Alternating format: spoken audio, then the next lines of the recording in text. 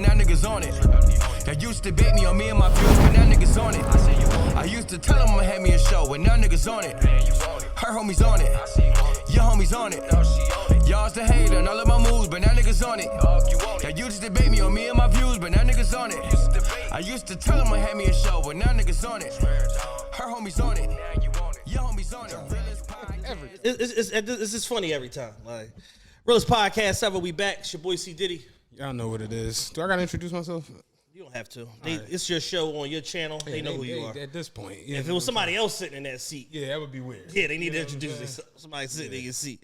We got a special guest in the building today, man. Today's guest is a friend of mine, a professional comedian, actor, and a philanthropist. I emphasize professional because he literally makes money off comedy. He not like at your grandma's house telling jokes, shit like that. Like, he's actually paid. You know what I mean? And world renowned for doing comedy. And he literally just got off a road trip today. But more importantly, like I said, he's a friend of mine, someone I've known for over 20 years, and I've seen his growth and his development into a force in this comedy game. TRP Nation, let's give it up for Lawrence. Yeah, I was waiting for that.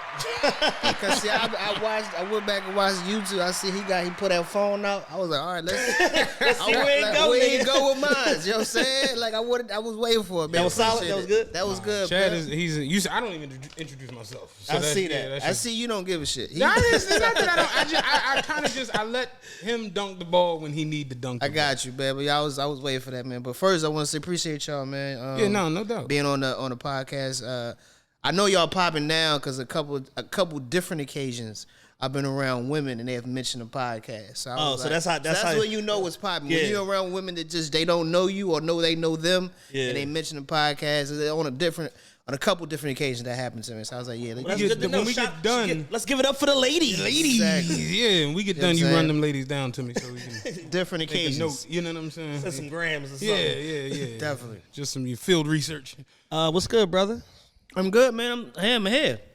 Let's go. Yeah. Whatever we want to talk about, let's talk about it. I'm here for. We're gonna talk about all the shit. We're gonna talk about you. We're gonna talk about some current events. Always. Some historical stuff. I know you got some dope stories for us, man. We just gonna try to cover it all, man. Let's go. When did you first get interested in comedy? Because like I said, I knew you before the comedy.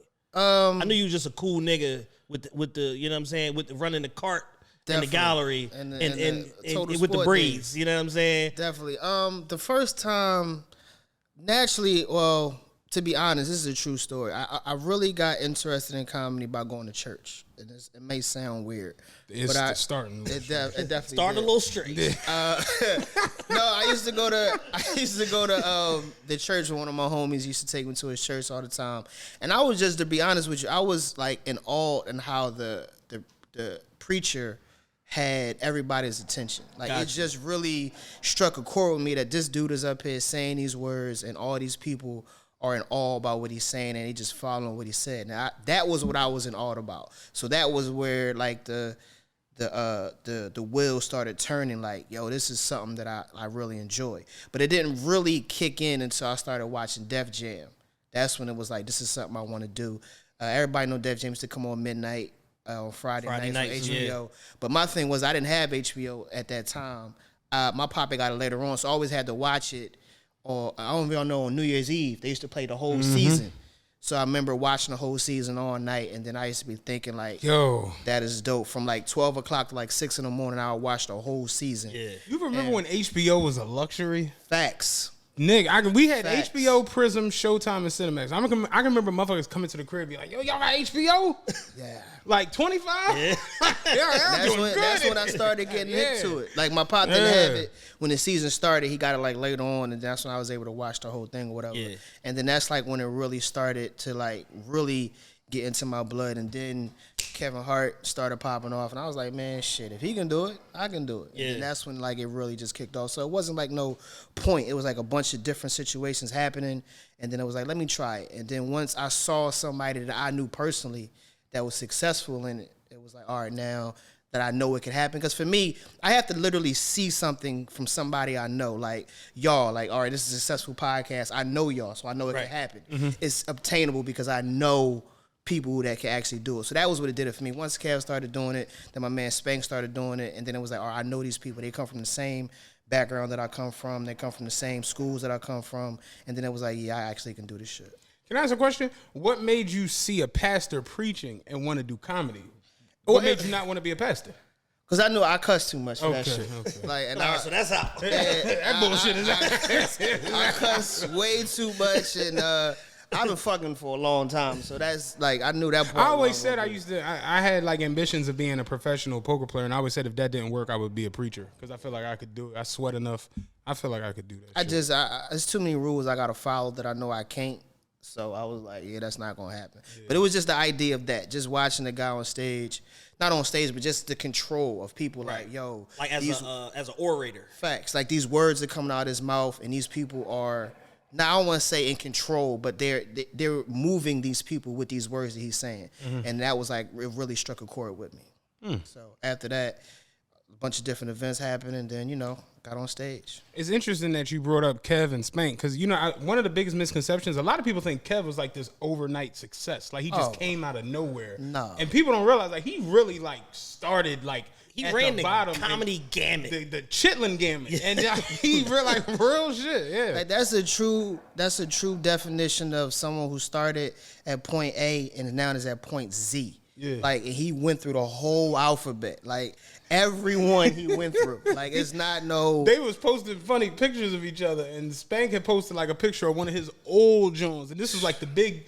button-up shirt era. Facts. And he had on this black button-up with 2 titty pockets and this big red neck collar. It's bad. Spank said, "You look like a blackjack dealer." But then he been at it for a minute, man. He's definitely been someone that people don't realize all the stuff he did and where he started at and where he's at now, and the inspiration that he provides for other people like me, like Spank, like all the Philly comedians that want to inspire to do bigger and better things, man. He definitely put that battery in a lot of people's back. No, that's real. Paint the picture for us. What was the scene like? You, Spank, Kev, what other comedians are around that like Laugh House era of y'all all building up, trying to like find y'all way through comedy? That's a very good question. It's not a lot of us, to be honest with you. Yeah. It's not a lot of people who stuck with it. Like when I started, it was basically my class is me, a guy named Derek Gaines, Richie Retton. Shout out Derek. I know great things. Yeah, definitely. Richie Retton, David Temple. That's really like my class. There's a lot of other people which I wouldn't know about them. Then it was like the Tommy Two Smooths, the Denny Lives, the Teray Gordons, the Michael Blackstons. It was the Cavs. It was like a lot of people that. But to be honest with you, man, a lot of Philly comedians get stuck being a Philly comedian, and that never was my objective. Yeah. And so like a lot of those guys, what they were doing then, they still doing that now. And for me, I just never wanted to be that guy. Like from day one, I wanted to travel. From day one, I wanted to tell jokes outside of my city. From day one, I wanted to explore other audiences, crowds. Like I wanted to do all that. And I felt like I noticed it real quick in Philly. A lot of people just was cool with staying here in Philly. I never was like that. So the scene, those guys that were doing stuff then, they pretty much doing that now. Right. Yeah, Philly is very parochial, man. Like Philly people really like Philly. Yeah. And it even get even more secular and more like down to like neighborhood. So you'll have like the neighborhood rapper, the neighborhood comedian, the neighborhood whatever. And we didn't even start to get out of that a little bit until like social media came, and then it almost like forced people to interact with one another. But for the most part, Philly is like, people really be like big on just like, I'm the man in my city, and that's like enough. And you know what's crazy about that is that you could actually make a living being that. Yes. And that's the part that that kills me. Like, you can make a living just being the Philly rapper or the Philly comic. Like, you can be that. And I just want more for comedians. Like, for example, it's like comedians that I looked up to. I'm not going to mention no names because that'd be wrong. But it's comedians that I looked up to when I started. And right now, we're on that same level. Mm-hmm. And I want it to be, I want to be able to look up to you. Right. But at this point, there's nothing to look up to because I'm surpassing things that you did. Yeah. Like, I would love it to be a Philly tour where we traveling and going into all these different cities, and it's like the guy that I looked up to, he's the main guy, I'm the feature, blah, blah, blah. But now it's at the point where when we go to these other cities, even though I know you're my peer, I'm going to have to be the headliner because more people know me. I've done more things. So that's the one part I don't like about it. I wish that more of my peers would be in better positions. And don't get me wrong, it's not all due to them. You know, it's the things that they might not recognize when it comes to the business side of it, the things that they might not recognize outside of Philadelphia. So those are the, you know, the different things that goes on that people don't really recognize. Yeah. How important is the business of comedy along with being funny and having like a dope set and being able to tell jokes and reinvent yourself through your talent? But how important is that business to go along with it as far as ascending? Business to me is number one above being funny. I wouldn't be as far along as I am if I wasn't so business savvy. To be honest with you, I learned the business part of comedy before I got funny.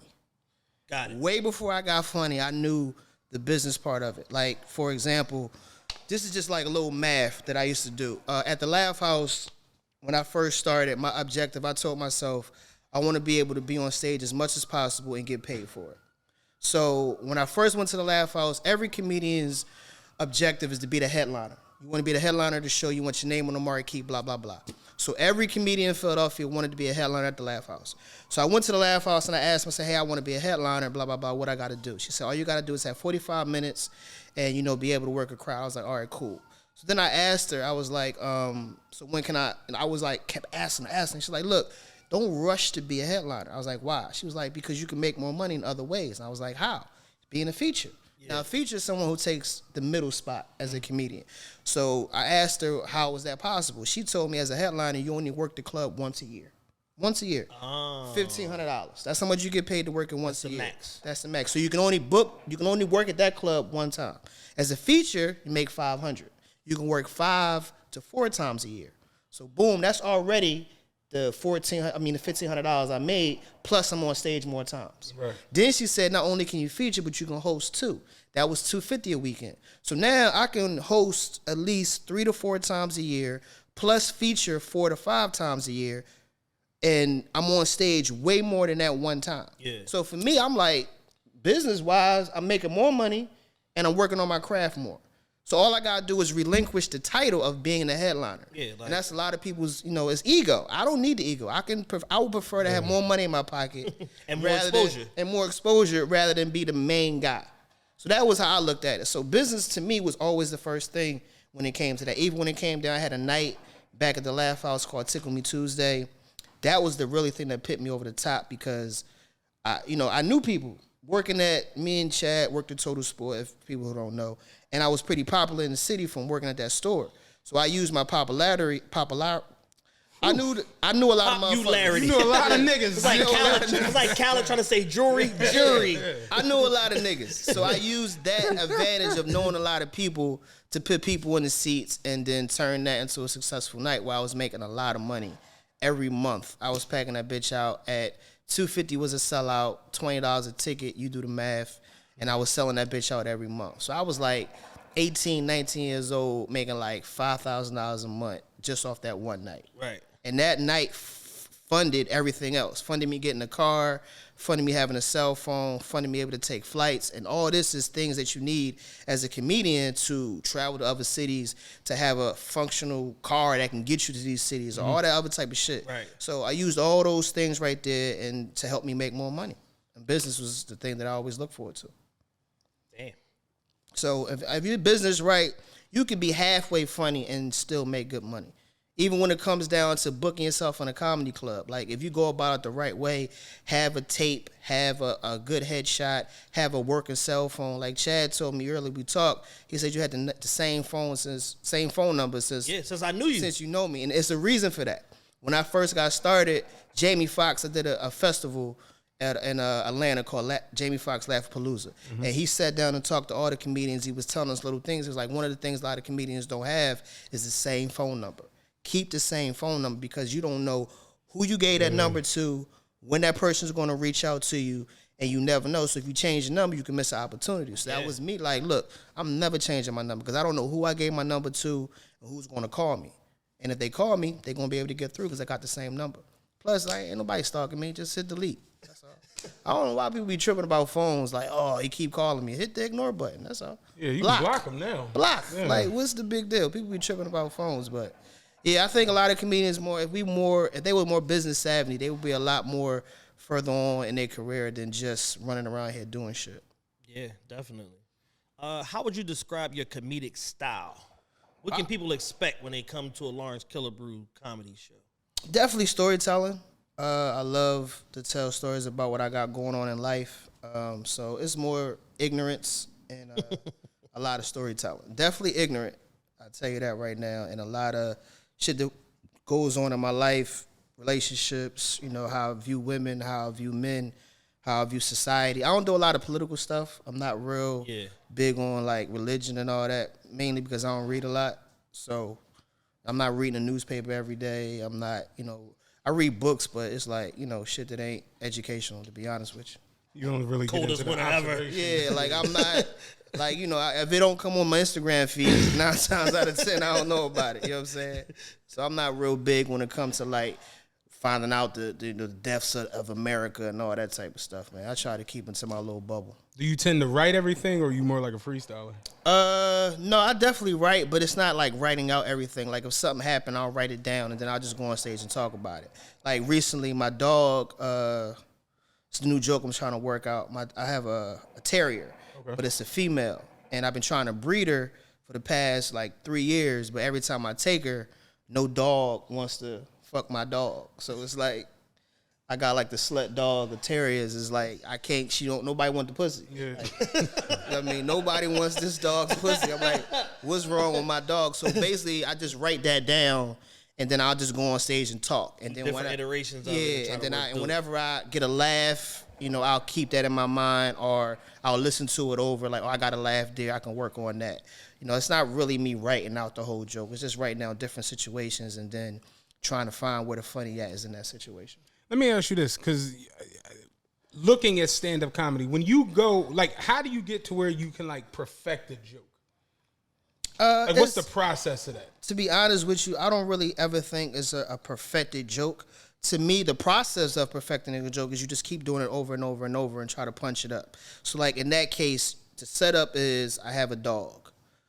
The story is, okay, I take my dog to get to mate her and nobody wants to fuck her.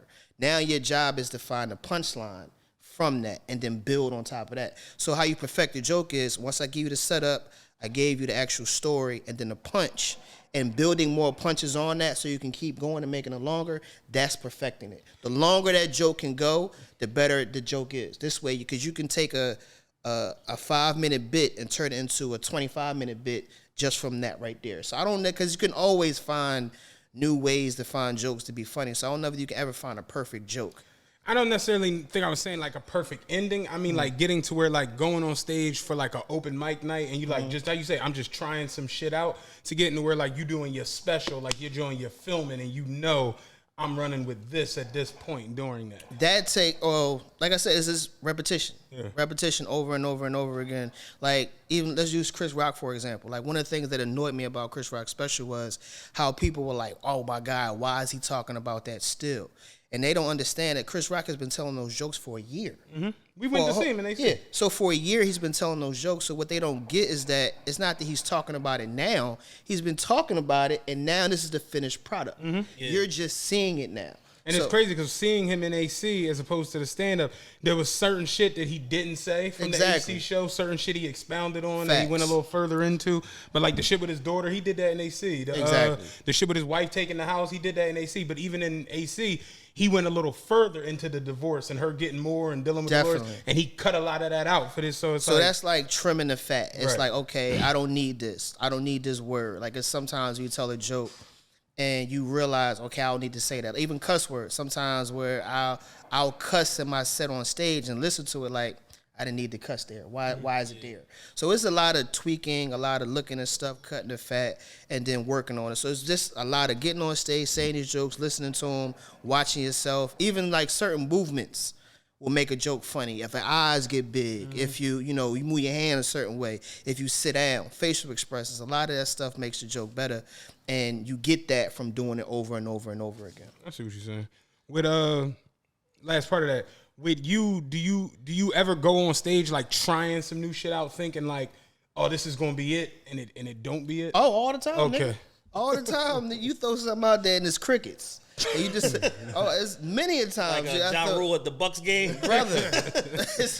Oh, y'all ain't find that funny? No, that ain't it. All right. Oh, that ain't it. All right. But the craft of it is to not let the crowd know that you did that.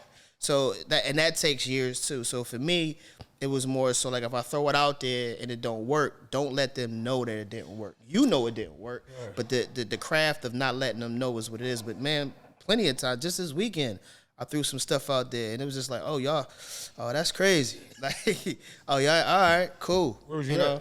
I was, damn, what was I just at? I just told you. Buffalo, Albany, Connecticut. Buffalo, Albany, Connecticut. I did all three of those cities just now. But Buffalo was dope, but Albany, I threw some out there. Because for me, this is going to sound weird, when the crowd is smaller, I'm more confident. Because I feel like there's not a lot of people here. I can say what I'm I actually want. the opposite when it comes to like the podcast shit. I like more people. Yeah, I like small, intimate crowds because it leaves me more room to mess up, and I don't care. Big crowds, like I got to get this right because there's too many people here, too many eyeballs. So it's like, yeah, I see what you're saying. I just figure big crowds, somebody's like drunk, somebody gonna laugh. Facts. You know what I mean? Somebody. But to be honest with you, big crowds are easy to rock though. You know what I mean? It's like real easy, especially if the energy's right, because laughter travels. That's what I'm saying. You know what I'm saying? So it's like a big room for me. Killing that, I don't get nothing from that. Killing a small crowd of 15 people, now that's work. Like literally, I just had a show in Atlanta, I think it was 2 weeks ago. Bomb, nobody showed up. It was like 8 people there. But I had a great fucking time because those people were connected. Like, the energy was there. I was able to tell stories. I was able to get into my zone. Like, a lot of these things were able to happen. And then you build material that way because you don't care. When you don't care about what you're saying, you build material because you're not worried about what they think. You just want to get this shit off and let these people get what you got to say. So it allows you to be more fearless because it's not as many. Because who gonna say something? It's 8 people. Right? Who gonna fucking believe y'all? Like, so in a who gonna believe y'all? Nigga lying. In a scenario like that, in a scenario like that where you're booked to come somewhere, you come do your motherfucking job, but there's only 8 people there. Who does that fall on? Whose fault is it? Well, that's where the business come in. Like for me, whenever I do shows, certain ones that I don't feel like I have a big following or that a lot of people might not show up, you get a guarantee. Okay. You know, so you go into there with your contract, or my agent reaches out to him and say, hey, he wants to come. His guarantee needs to be this number, and after that number, you'll get the majority of it. Got it. So like, I kind of knew it was because it was like one of those midweek shows where someone called out and it was like, hey, Lawrence, we need somebody to come. It's like a fill-in. Yeah, they was like, we need somebody to fill in. You want to come down and do the show? I was like, all right, cool. So I had my agent reach out, send him my contract. My contract said, hey, he wants to get this guarantee, but if it goes over a certain amount of number, then the club makes the money. So it's like, if it after 200 people, the percentage switch from now I get 40% and the club gets 60. Got it. So that's how I cover. Yeah, that's how I cover my ass when it comes to people not showing up. And they definitely didn't show up. I ain't gonna lie to you. Ain't nobody show up to that Atlanta show. I ain't gonna lie. Do you ever feel like you get in situations where you got to change up your material based on the crowd? Not change up my material, but change up how I talk. So like I noticed, I real shit. Like I'm not even lying. Like I noticed like when I was in Hartford. You know, I went up there. What's up, man? Y'all, what That's up? Connecticut nigga? for all our black listeners. Yeah, you right there. I'm like, what's up, my niggas? Y'all all right? Y'all good? Like the swag and the voice was different. When I was in Buffalo, I was like, hey, what's up, man? How y'all feel? Everybody all right? Y'all good? Like it's just a different tone. You know, it's not I'm not necessarily changing my jokes. I'm just changing my tone for the people that's in the audience because it was definitely more white people in Buffalo than it was for Hartford. Really? I would have thought it would have been the other way around. No, it's a lot of niggas in Buffalo. It was, but they wasn't there that night. It was. It must have been because at the Benny show. At the Benny show. Basically, because this weekend it was St. Patrick's Day, right? Yeah, Yeah, it was St. Patrick's Day. So a lot of that, because right where the club was at, it was like the hockey stadium. Then it was a lot of bars. So a lot of the people that was celebrating St. Patrick's Day flooded over into the comedy show. So I noticed a lot of people in there that was majority white, and they had a lot of green shit on, so that's what I was thinking it was. I was thinking it was St. Patrick's Day really that had shit popping. Okay. You know, niggas have repurposed St. Patrick's Day. Niggas repurpose any time to go. Niggas have turned it into James St. Patrick's Day. Oh. I posted it on my Instagram. I put a video of all these white people. I took a picture. I put the theme song of Power over top of it. I was like, this is the only St. Patrick's that I'm celebrating right here. It's Ghost. Ghost has become a cultural figure in Black life. He is. The whole show is. The show is terrible anyway. It's so bad. So bad. But they be throwing that shit on though. I ain't gonna lie to you. They got the best stylists. Power in, Ghost in television. They be throwing that shit on. All them little motherfuckers got that shit. Yeah, I'm just kind of shocked that it was all white people at Buffalo. I mean, it wasn't all Buffalo, but I mean all white people. But it was definitely the majority of the people were white in the audience. And do you have a favorite city outside of Philly? Shit. To be honest, Do you even like Philly? He like Philly ain't on the list. I was about to say that. I love performing in Philly, but it's not my favorite city performing in Philly. The reason it's not my favorite is not because of the city. It's because for me, you get a better reaction from the crowd when people don't know you. Mm-hmm. People are, like you said, the best supporters are going to be people you don't know. Yeah. It's the same way with comedy. The best of people that's going to support you, somebody that never seen you before. So when I'm doing shows in Philly, it's my family, it's my friends. So, you know, it's people that be like, oh, he funny, he ain't that funny. So it's never really Go up there and be funny, Nick. Yeah. It's never really that genuine, like, I've never seen this dude before. I appreciate what he's bringing to the stage. It's always a little bit, that's my man's right there. I'm coming down to show him love, blah, blah, blah. So that's why I would say Philly's not the best. But to be honest with you, I've had some of my best shows in the Ohio area. Columbus, Toledo, Dayton, Cincinnati, like all that area. I don't know what it is about the Ohio area, but I've had some great shows in that area. I can't put the pin on which one was the best, but some of my best sets have happened in those areas right there. Cam used to get it out there, apparently. Facts. Yeah. So who knows? Oh, damn. Ohio though is black as shit. Believe it is. Ohio's super I don't know black. if it's a Dave Chappelle thing, but like they giving niggas a fair shot. Yeah, like I don't know what it is, but like I've literally had some of my best times performing like on stage, and some of my sets that I've been able to get like used as tapes for auditions, I've gotten all from a city that was in Ohio. Is there any city you ever hit and you just like this is it? I'm never get me out like on some Lil Wayne shit. Get me out of here. I mean, this probably gonna mess up if they ain't nobody gonna see this shit. No, I'm saying from this city. Ain't nobody gonna say from this city. Wichita, Kansas. Yo, I swear to God, I don't know why I was thinking it was gonna be a Kansas or Oklahoma City. Wichita, That's funny Kansas, man. I perform this club there every year, and I just don't like it, man. I have fun. It's just never like a good time. Like it's just work. Like it's work. Like I'll be like, oh. Like I look at when I get my schedule, like my agent sends me my schedule every 2 months. And when I look at it and I'm like, oh, I got Wichita coming up. Like it's just nothing to do.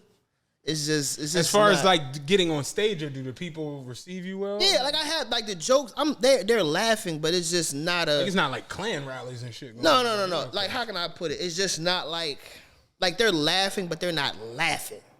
Like some cities, like, you know, black people, we laugh. We laugh. Yeah, like we're having a good time. And Wichita, like, it's like, okay, keep going. It's just couple not, more of them jokes, nigga. It's just not it's not fun. It's not really fun. I go there because I get paid. I enjoy it. The money is good. Yeah, the money great. But my flight is first thing in the morning. 6 a.m. I'm gone. I feel you. So yeah, but Wichita probably the one that it's not most enjoyable to go to. I can dig that. I hope nobody sees this from Wichita. Y'all got Wichita followers? A little bit. Shit. We've been broadcast pretty much in every state in the United States where people are. Damn. So like South Dakota, North Dakota, Kansas, it get a little murky. Wyoming, it get a little murky. But everywhere where it's like humans, we're represented. Gotcha. On some form of a scale. You briefly touched on the Chris Rock Selective Outrage special. What was your overall thoughts on it from like an art standpoint of what he presented and how he executed it? I think it's great. I thought it was excellent because Chris Rock is what you would call a craftsman when it comes to telling jokes. Like he's not naturally funny. He's someone who really sits down and breaks down jokes. And it's a setup, punchline. He digs within each topic and brings out the funny. Yeah. Like I'm pretty sure if you hang around Chris Rock, he's not the funny, always on type comedian. He's more so like he works at his craft. So if you really break down his jokes, you see how he sets it up and then he digs and he puts all these different jokes within it and he breaks it down. And then it's like, that's a masterpiece of a joke. Like all his specials are like that. So for that part of it, I thought it was dope. Now, in the ending part, I thought was just a nigga getting some shit off his chest. Yeah. I just thought he was mad, and it heightened it because it was live on TV, and he just got some shit off his chest. I didn't see anything wrong with it. Is it the funniest one he's ever had? No, I don't think so. But I still think it was brilliant. Like I said, I thought he's always been a great writer. I didn't even know one of my peers writes for him too. Not writes his jokes, but he helps him punches his stuff. And then Keith Robinson. And he was telling me about the special and stuff, and I thought that was really dope. Like, I liked it. I have no problems with it at all. Did y'all like it? You liked it? I loved it. Yeah, I loved it. I thought I'm it a was Chris excellent. Rock fan. I loved it. I always fuck with everything he does. Even down to his timing and how it was like a slow build. We talked about it on the show. Like, it was like a slow build where it's like it just progressively got funnier. Yeah, he was laying down a trail of selective outrage to get to the end. I thought it was decent. But it's funny that you say that I also don't look at him as like this quick-witted, off-the-cuff. And it's funny because I told y'all before we started, I'm rewatching his show from HBO, the Chris Rock show. And you can see it in there where, like, there are a lot of times where he would, like, fumble words and not really... He almost like he couldn't read the teleprompter and shit at the beginning. But you could see when he does, like, his setup shit, he was phenomenal. But then when he would have interactions like off the cuff, he would almost like stutter or fumble or not really have the genius little that comeback. quick with it. Yeah. Like it's a bunch of different types of comedians. Like people that y'all probably wouldn't know. One of the guys I think is the most funniest to be around is Tony Roberts. I don't know if okay. Yeah, no, Tony Roberts. Like he's one of those dudes that is funny naturally. Funny. Tony Roberts is Dave Chappelle's mentor, right? No, that's Tony. That's Tony Woods. Tony Woods. Tony Roberts is a guy that he's been in the game. Yeah, Tony Roberts is. He's just like that's a comic that's just funny all the time. There's like it's just off the cuff stuff coming off his head. It's just crazy. Chris Rock is more of a craftsman. He sits down and he dissects a topic and he comes up with different jokes within it. And I think it's dope. Like everybody can't do that. You know what I mean? But like I said, I thought the special was dope. I wish people stop talking shit about it. I wish people, like you said, be selective with their rage. It's just, it's ridiculous people out here. Like, I don't like talking to people no more. Like, I hate talking to niggas. Prime example today, I was in Chipotle, right? So, this little girl was in there getting the... Chipotle's becoming the hub of a lot of nonsense. It is. As of recent. It is. It's getting a little... Not a good spot. It's getting a little niggerish in there. So, I go in there, I'm ordering my food, and in front of me was this girl who ordered... Oh, she had an interview. This young lady had an interview. She literally had pajamas and Crocs on. Literally. For a job interview. Right? So my point, I took a picture of her from the bottom up because I didn't want to put her face in it. And bottom down, you mean? Bottom down. There you go, bottom down. I bet. And I posted on Facebook and I was like, yo, this is crazy. What kids don't dress up for interviews no more. Literally everybody on the post was saying she probably didn't have it. She probably, she couldn't afford it. And my problem was, no, and I was like, that actually wasn't the case because I talked to the young girl. I did. Hey, they going in on my Facebook. Kill it or something. Yeah. Like I talked to her, asked her, like, and she was like, nah, this is what I wanted to wear, blah, blah, blah. But the thing that killed me was instead of finding a solution for it, they was giving excuses. Yeah. Like instead of saying, oh, she don't have the money to do it, why are we not finding a reason or a solution to her finding clothes to wear this shit? And it's just like, it was like everybody was just excuses instead of fixing the fucking problem. You know what I'm saying? Like, why are we so wrapped up in the actual issue and not fixing the shit? Because people feel like this generation right now of people are more quote unquote in touch with their feelings and their thoughts and stuff like that than generations before on an emotional intelligence scale and this and this. So their first trigger is like empathy. Like that's the first thing that they go to. Not necessarily understanding that it's like, yo, everything isn't about your goddamn feelings or how you feel or trying to make an excuse for something or try to create like this world where it's like there's some invisible force holding you back or whatever. And it's like, no, once upon a time, there was a right and a wrong way to do things. And when people didn't do shit the right way, we was allowed to call them out for not doing shit the right way. And now that shit is removed from, like, existence. Because everybody creates this what-if scenario in their brain where it says, well, what if her parents is on fentanyl? Or what if, and it just, that a lot of times this just isn't the case. What if you...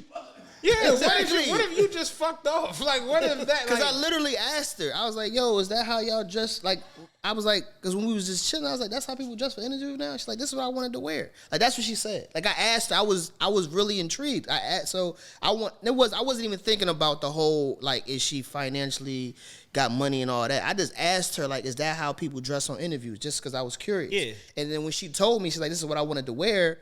That kind of like, that was sparked my post. Because it was like, so kids don't dress up no more. But it was all these excuses on my post about. Because realistically, what happens if you lean over and say, yo, can I ask you a question?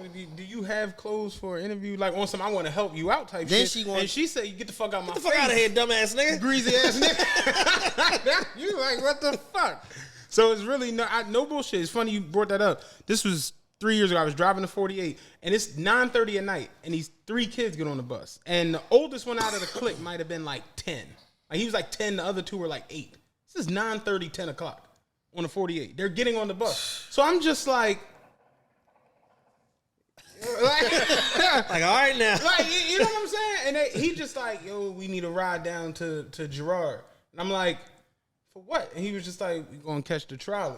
And I'm like, come here, y'all. I'm like, is somebody waiting for y'all at 29th and Lehigh? Or y'all just, he like, oh, no, we about to go out to West Philly. I'm going to my grandma's crib, take my little brothers out there. We ain't got no bread, though. You know what I'm saying? Just, we need a ride down 29th and Lehigh. I'm just like, what y'all going to do to get on the 15 at 29th and Girard if you ain't got no money? Same scheme. No bullshit. He was like. Same thing. I was like, what the fuck, man? And nobody's freaking out about this shit. Like this is wrong on like every fucking level. Facts. But I can't even interject because it's like, what more am I gonna say? So I'm really like tripping off about it. We get to 29 I'm like, young boy, y'all ain't got like somebody who can like come and da-da-da. He was just like, yo, just drive the bus. I do this all the time, yo. Like, you doing a lot. He was like, you doing way too much, or just drive the bus. I'm just like, you got it, man. I just don't like. I really don't like how people don't hold people accountable no more, man. Accountability is out of the league. My whole point was like, instead of just debating on why she doesn't have on proper attire, why are we not trying to fix the problem that she really thinks is cool to come to an interview like this? I mean, that's the problem. And it comes down to perspective, because in my eyes, when I see somebody at a job interview with pajama pants and Crocs on, I assume that's a person that don't give a fuck. Exactly. Not a person that don't have. It's just like, oh, you just think you can do whatever you want. I mean, at the end of the day, though, parents come up to schools like that. Like, you are who you hang around. Yeah, listen, that's a reality. At the end of the day, I see it all the time. Moms come up with nothing on, this, that, and the third, bonnets and all that crazy shit. That's normal. That's why I don't like talk. Like, for me on my social media, I hardly comment back. I don't like talking to people, man. Oh yeah, that's it's just everything is a argument. Everything is a back and forth, and none of it is about fixing the actual situation. None of it is about fixing the problem. None of it is about, all right, how do we fix it? Like, everybody got a story about what it is. And like, I don't want to hear your story. How can we fix the situation? Stop talking about what the problem is. All right, we know whatever it is that you're going through, we understand you going through it. How can we fix it? And I've always been like that. I'm not big on sob stories. I'm not big on, why you in the position that you in. Call me when you want me to help you, and you want me to help you fix this problem. Right. That's when you call me. Don't call me when you want to talk about what happened. You want to cry. I don't want to hear that shit. Right. I want to fix whatever you got going on. That's it. I don't want to see you in this position. So for me to see you in that position, tell me what you need me to do, or let me help you do what you got to do. But I don't want to hear the sob shit. But you also can't be in that position, and when I question it, you be like, fuck you, nigga, we living life. That's where shit is How do we get here? Yeah, that shit is really murky at that point. Let me ask you this real quick. Being a comedian, do you feel like social media has hindered or helped? Well, if you were there before, then the blow up of it. See, all right, this is great. For me, social media has definitely helped me and has hindered me. For one, I'm gonna keep it real. Right before the pandemic, I was doing pretty well. But the pandemic made me realize that this shit could be taken away like that. Like literally, I had no idea what I was going to do. If it wasn't for, a situation that I was in, I'd probably be like fucked up. So I got on the internet. A young lady named Ty Davis, he said, Lawrence, you should start getting on the internet, you should start making videos, blah, blah, blah. I'm like, man, I'm a true comedian. I'm not doing that shit. She said, just do it. Started getting on the internet, started making videos. Started getting more followers, Once I got my followers, I started monetizing. And as soon as I started monetizing, the money came in like super fast. Like, it was like, I can't believe I'm making this money. So now I can't be mad at these internet dudes that be on there making that money because I see what they're getting. And I know they're getting way more than me. And what I get, I'm cool. Like literally for... Yeah, I saw you just got the cash. I noticed that. Like literally, this is no bullshit. Like literally for about 3 months, I was paying my rent with my monetization off of Instagram. Like paying my rent. Right. And I got a nice place. So I'm like, this shit is good. So for me, financially, if you use it the right way, it will help you. If you get too invested in it emotionally, that's when it's going to hinder you. Yeah, now you driving the Temecula. Exactly. Yeah. Like for me, I have no emotions on social media. Like I don't take nothing personal. I don't take, I don't care about comments. For me, I'm here to post my videos, create content, and make a revenue. That's it. That's what I'm here for. So, and to get more people to recognize who I am. That's it. Once you take the emotional part out of it, I think people will be a lot further along with social media because they so worried about what this person say, what that person say. Like literally, when I started popping, when I started getting more followers on Instagram and making a lot of money, was when I didn't care about if whatever I was posting was funny. I just cared about posting on Instagram. Before I was like, oh, if I post this, it's not gonna be funny. Now I post at 9, 3, and 6 every day. I just post a video, whether it's funny or not. Somebody gonna find it funny, and just keep it going like that. So to me, it's business. It's a job. Yeah. It's just a job for me. That's it. I don't care what you think about it. I don't care if you like it. I don't care if you don't post it. Whatever. I'm just keep posting because I'm a. You said 9, 3, and 6. 9, 3, and 6. Write that down, Dan. 9, 3, and 6. That's when I post. It's an algorithm thing for me. If I post it those 3 times, that's what I know the most people get it. Because for me, like I said, it's just always I'm a numbers guy. So I notice when people get up in the morning, what's the first thing you do? Look at your phone. Yep. So around 9 o'clock is the time either you going to work, you on the toilet taking this shit, getting dressed, or you just got to work. Or you just got to work. So boom, you're gonna look at your phone, you might see it. 3 o'clock. Ain't doing nothing at work till about 12:30. Exactly.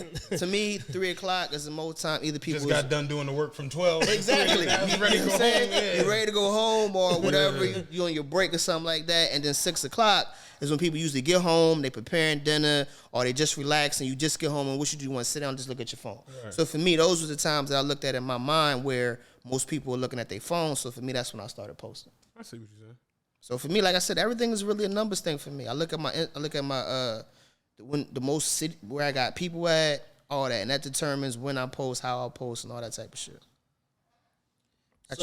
So the point that you was making about you having no feelings and you being a more traditional comedian and then getting into the social media world, what do you think has caused so much of the battle between the stand-up guys and then the internet skit-based comedians? Money. The internet dudes are getting booked and the traditional comedians not. That's all it is. Yeah. Because trust me, I guarantee you, if the traditional comics was getting booked and getting as much love as they wouldn't be complaining. Right. That's all it's about. Like, all this is an ego thing. It's not about, you not being true to the game. Why would you care if you making money too?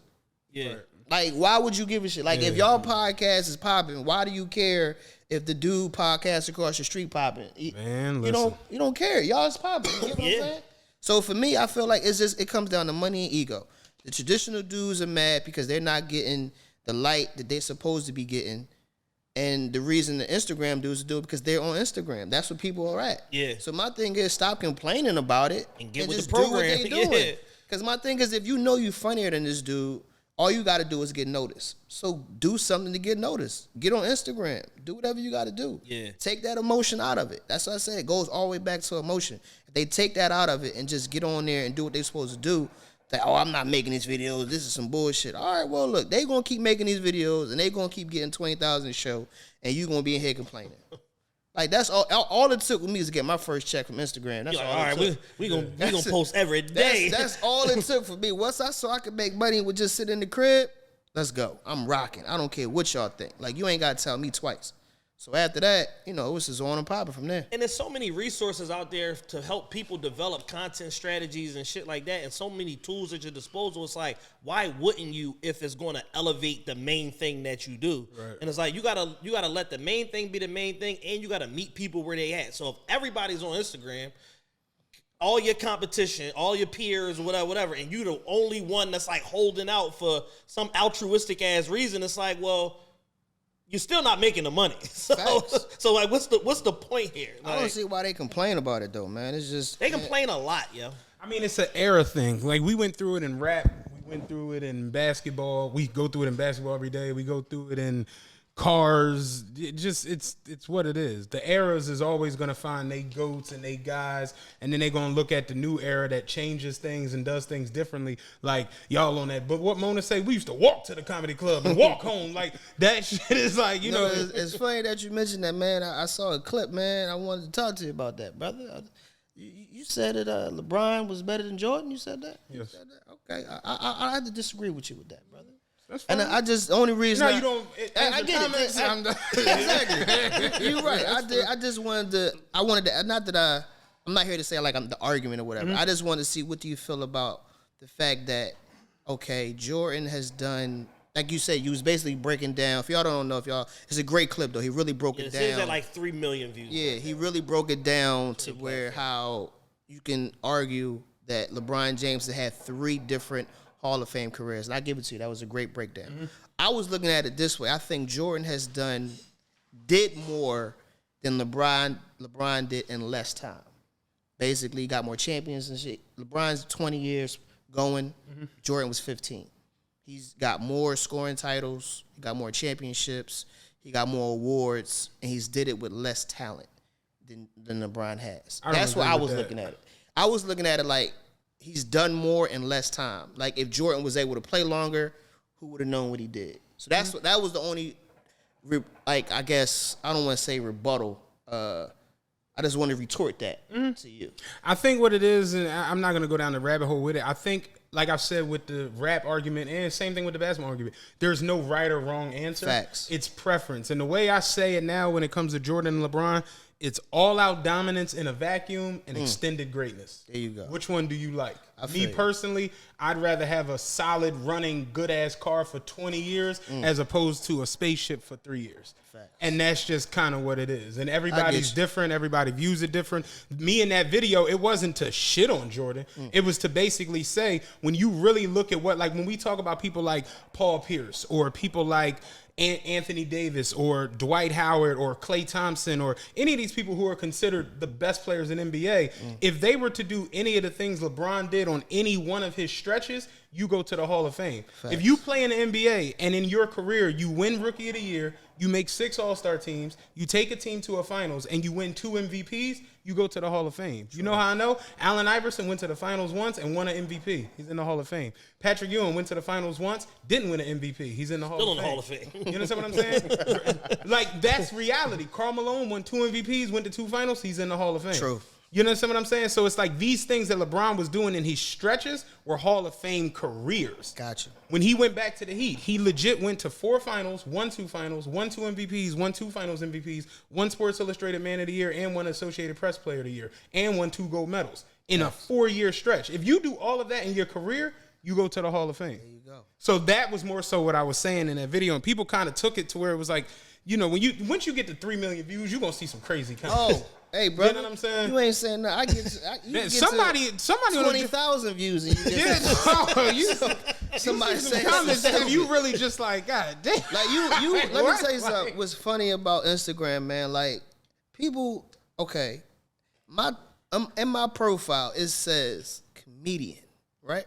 It says comedian in the profile. 99% of my content is funny shit, and then you will get 2 or 3 people every time that want to be fucking serious. Like, I'm not here to be serious. I'm here to make you laugh. I don't care what it is. That, like, I talk about this dude on my post. What's the nigga name? I call him Safety Pin. Safety Pin? Yeah, Shamar. You know the dude that you ever see him on Instagram? He got like a, what the fuck is his name? Shamar, dude. He from Atlanta. Never mind, you don't know. All right, yeah. I call him I do. He kind of looked like a Icon mask. Yeah, I used to call him. I said he looked like a bent safety pin. That's what I said he looked like. But I took the bent out and I just started calling him safety pin. Yeah. So that's what I call him, whatever. So when I talk about this dude, you always get somebody on there that's like, yo, why would you talk about him? That's not right. And I'm like, he talks about himself. Yeah. Like, he's making fun of himself. Why am I... Like, why can't I do it? Yeah. For me, that's one of the rules I got on Instagram. I never talk about anybody that doesn't talk about themselves first. If they talk about yourself on your post or on your page, then I think it's a green light. Open it up to public fodder. Exactly. Like, anybody that's like, if they on there serious about what they got going on, I never talk about them. But if you open the game, then I'm going it. But my thing is, people just be so serious, so want to be deep, so want to be like, oh my God. Everybody wants to get the pinned comment. And that is just a weird world to exist in. It's terrible at times. Let me ask you this. It's funny because the whole LeBron Jordan thing, going back into comedy with it, do you feel like the GOAT can be different than the best? Or does it have to be the same person? No, that is a fucking excellent question. Because I look at it. Because I was going to ask, do you have a comedy GOAT? Because I have a comedy GOAT, but I don't think he's the best. That also isn't my favorite.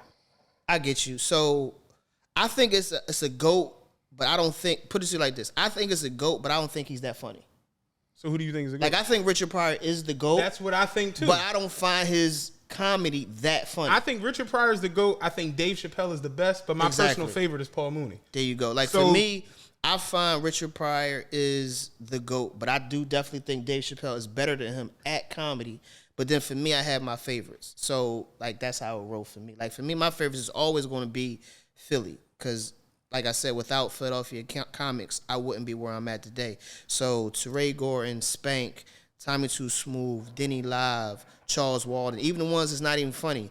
I'm not going to say their names, but those dudes also. Yo, do you know who I used to love that you used to have at your shows? Who? Pretty Smiles, man. Oh, my God. Pretty Smiles was a nigga with his whole front teeth missing, but his name was Pretty Smiles. He was hilarious, man. That's my man. He was like a super, we talking about Philly comedian, super Philly, like, neighborhood shit. Yo, he definitely in the material. Hood. You talking about roaches, you talking about crackheads. Like, he's a true Philly dude, and that's my guy right there. Yeah, I think at times we kind of blur them lines with like GOAT, best, all that. And it's just sometimes there's somebody who just, as far as that GOAT thing where it's like you kind of eclipse. Facts. Even with the Jordan LeBron shit. Like, I think LeBron is a better, like, you just basketball player. I think he does more things better. It's not even than close. Jordan. It's not close. Like, physically, you know, all that stuff is just, even with time, like, you're going to get better regardless. But do I feel like he's a better player? No, I will still take Jordan over him. But if you just strip away all their stats, whatever the fuck that word is, if you strip away all that shit and just have them two standing next to each other and do, like, based on their abilities, LeBron would be a better person. Yeah, I mean, sometimes you have things, like I said, that just, think about when Jordan came down the lane in 91 and did the up and under against the Lakers. When you really look at the move, it's like, it's not that great. But the moment was larger than the move. Exactly. LeBron has 88 moves that are better than that he's done. But that moment look, Michael Jordan literally left basketball to play fucking wiffle ball and made a movie out of the shit. That became a larger than life thing because R. Kelly's on the fucking soundtrack. Facts. You know what I'm saying? It's like, so you have these moments. Look at, I say it all the time with Jay-Z. I think Jay-Z's the GOAT. I don't think he's a better rapper than Nas. That's just sometimes it's like that. And I think, again, there's no right or wrong. Definitely. So like how you could just say your favorite comedian is Kevin Hart and, you know, Spank and these people, but it's like me, my favorites are Patrice O'Neal and Paul Mooney. His I think it's like that with comedy too. I don't know. Who you, Shang or something? Pierre. It said Shang and Pierre. And then that's another one too with comedy. not everybody's gonna laugh at the same rate that True. everyone else. Some people are super duper low hanging fruit. That's not a knock. Because there's some people out there who like different stuff. Like, I've been on shows where they got this thing called, rated R at night, where you just go in there and you talking all about dicks and pussies and all that type of shit. So it's crowds that's not going to enjoy that. Right. But that's a crowd for somebody. So like I said, when it comes to comedy, I definitely feel like people, like to me, like I said, I think Richard Pryor is the height when it comes to like what you inspire to be, just because of his rawness, his ability to be so truthful. Like, I don't think I could ever go on stage and tell somebody I used to suck a dick. Like he literally I accidentally fucked the tranny and all like that honesty. I shot up my car with my wife in it. I set myself on fire smoking crack. Like that's honesty for your ass. And I don't think that too many people can be that. But when you coming down, you breaking down ability. Like, if you just literally watch Dave Chappelle and how, like, he knows when to smoke a cigarette. Exactly. Like, it's just amazing to me to watch him perform and how he breaks down situations. And, like, you can't tell me his ability is not better than Richard Pryor. I'm going to say for me, and it might sound a little bit cheesy, I already had Dave Chappelle as being there. Out of my favorites is Chris Rock, Patrice O'Neal, Paul Mooney, Dave Chappelle. Those are my favorites. I got you. But I was leaning towards, like, Dave's the GOAT. His Netflix run solidified it in such a manner, and that joke that he did when he did the punchline out the bowl, and he bring it back, where it's just like, that's another level. Facts. Because as a comedian, the punchline is the moment that you almost have to like hide. That's the smoking gun. And the fact that he for me to tell you the punchline, then do this wild ass story build up, hit you with the punchline, and y'all fall the fuck out, and it's just like, that's why I get the big bucks, kids. I told but you. That's bringing back to what I was saying, the craft of it. Like, right. But see, back then, who's to know? This basically is called a callback. In comedy, it's called a callback. But then back then, how would you know that Richard Pryor even knew anything about a callback? Right. So that's what I'm saying. Exactly. So it's like, that's why you can't really rate it that way. Do I think Dave Chappelle's ability is better than Richard Pryor? Yes, I do. But it's like, you set the bar here with Richard Pryor, and it's like, okay, now everybody is beneath him. Is you going to be better than him? Yeah, but you still, the bar is Richard Pryor. I think the thing is just being accepted in the argument. That's what makes it for me. You understand what I'm saying? Like, I'm cool with that. Like, I hate, like, when people there's arguments about I remember a while ago they had an argument, not an argument, but they had an argument about the top comedians in Philadelphia. And I made, like, honorable mention. This was like 10 years ago. And I saw everybody in there, like, mad, blah, blah, blah about their number. And I was like, I'm cool with just being in the conversation. Yeah. Like, I'm cool. Like, it's so many comedians that came out of Philadelphia. Like, you get I'm people, cool with that. You get people that are like, perfect example. I had someone come up to me watching the show. And he's like, yeah, like, yo, you really be going with this, like, Nas can fuck with Hov. Like, where do this come? And it's just like, I said Nas, not Sticky Fingers. This makes sense. Like, you understand what I'm saying? Just to be in that conversation is a win in itself. You know what I'm saying? Like, to me, I don't like to really argue when it comes to, like, for me, when it comes to arguing with rappers, I look at it like this. You're going to always argue between Jay, Nas, Pac, Biggie, blah, blah, blah. It makes sense. And then after that, let's start a conversation. Right. Because you're never going to win with those four guys. Somebody's going to like Jay. Someone's going to like Pac. Someone's going to like Big. That's the four, and it ain't no right answer. But more so what I'm saying to, like, how you just was like, yeah, when you said LeBron better Jordan, because it makes sense to say Jordan or LeBron. Exactly. That's the argument. Now, if I have a clip with 3 million views where I'm explaining how Robert Parrish is better than Jordan, I look nuts. That's why I don't like that. No, because when the Chief get them rebounds, like, I look crazy. The Chief. You know, he be on that Chief. Smoke 4 blunts a game. All day. So it just, if you in the conversation, you doing. Like I said, that goes back to ego, man. I think a lot of people can't just accept that. They got, like, I don't need to be, even back, like I told you about when I was working at the Laugh House, I don't need to be the main attraction. Long as I'm consistently working, long as I'm consistently making money, Ringing the cash register. I am cool with that. Like, I'm not, and more people need to adapt that mentality, because it's like, yo, you chasing to be number one all the time, and you missing all these opportunities right here. Now, if you're going to be number one, you're going to get there at some point. Somebody else is going to recognize your talent, and they're going to put you in that spot. But you chasing that shit, you just going to run yourself ragged doing that shit. That's a brilliant point. Yeah, just be in the conversation. Just make sure you. Or just live in the moment. Yeah, make sure you just be that person. That's like when they say Philadelphia comedians, or they mention your name. Like I hate because when they could have easily not mentioned. Exactly, they could have said Pretty Smiles over me. I would be like, man, get the fuck out of my face, man. I'm not talking to you no more. Yeah. But no, like I'm in the conversation. People are in that. Like, yeah, let's put it to you like this: when people try to rank comedians in Philadelphia, the fact that people try to put themselves over Kev is ridiculous. Like nobody. Yeah, the list starts with Kev, and then let's talk about the rest of you niggas. And then the rest of y'all go down. Just not even the fact, because not even on being funny, production. This dude got work ethic. Exactly. Like he has, I think it's 6 or 7 specials now. You know how hard it is to write a different hour of material? Because you know I was actually doing the shit. And I remember Clint, shout out Clint. I tell all the time, when they brought me to the Laugh Factory in Chicago, Clint was like, yeah, you know, it's your first night, we're going to give you 5 minutes. I'm like, 5 minutes, nigga? Are you crazy? I do 2-hour shows. 5 minutes. And he was like, at 4 minutes, we gonna flash the light. I had ran through all my jokes and I'm looking around like I knew the light going. We was like 2 minutes and 40 seconds. Oh, I'm up here by myself, huh? Yo, dog. it is not. That it's shit not is a game, hard, man. dog. That shit is hard. A game. Shout out to Clint too, man. Yeah. Clint is Super shout out to Clint. Clint is man. the reason why I put out my first comedy album. Clint Coley and Ryan Davis. Those are the two. The reason was because they put out albums. Like I said in the beginning, for me, I have to see somebody that I know can do something. So when I saw them do it, I was like, well, it can be done. You know what I'm saying? It's not nothing that's not obtainable because I see those guys doing it. Clint put it out, and once he put it out, I was like, yeah, I know. And it wasn't on some cocky shit like I'm better than him. It was just I could relate to Clint. I know him. Yeah, he's your proof of concept in the genre to do something. And then I Yeah, put it out. Clint's a good dude, and we had a real good moment here on the show because we had a little falling out, and we like came to like a full circle moment of like really addressing You had a it. falling out?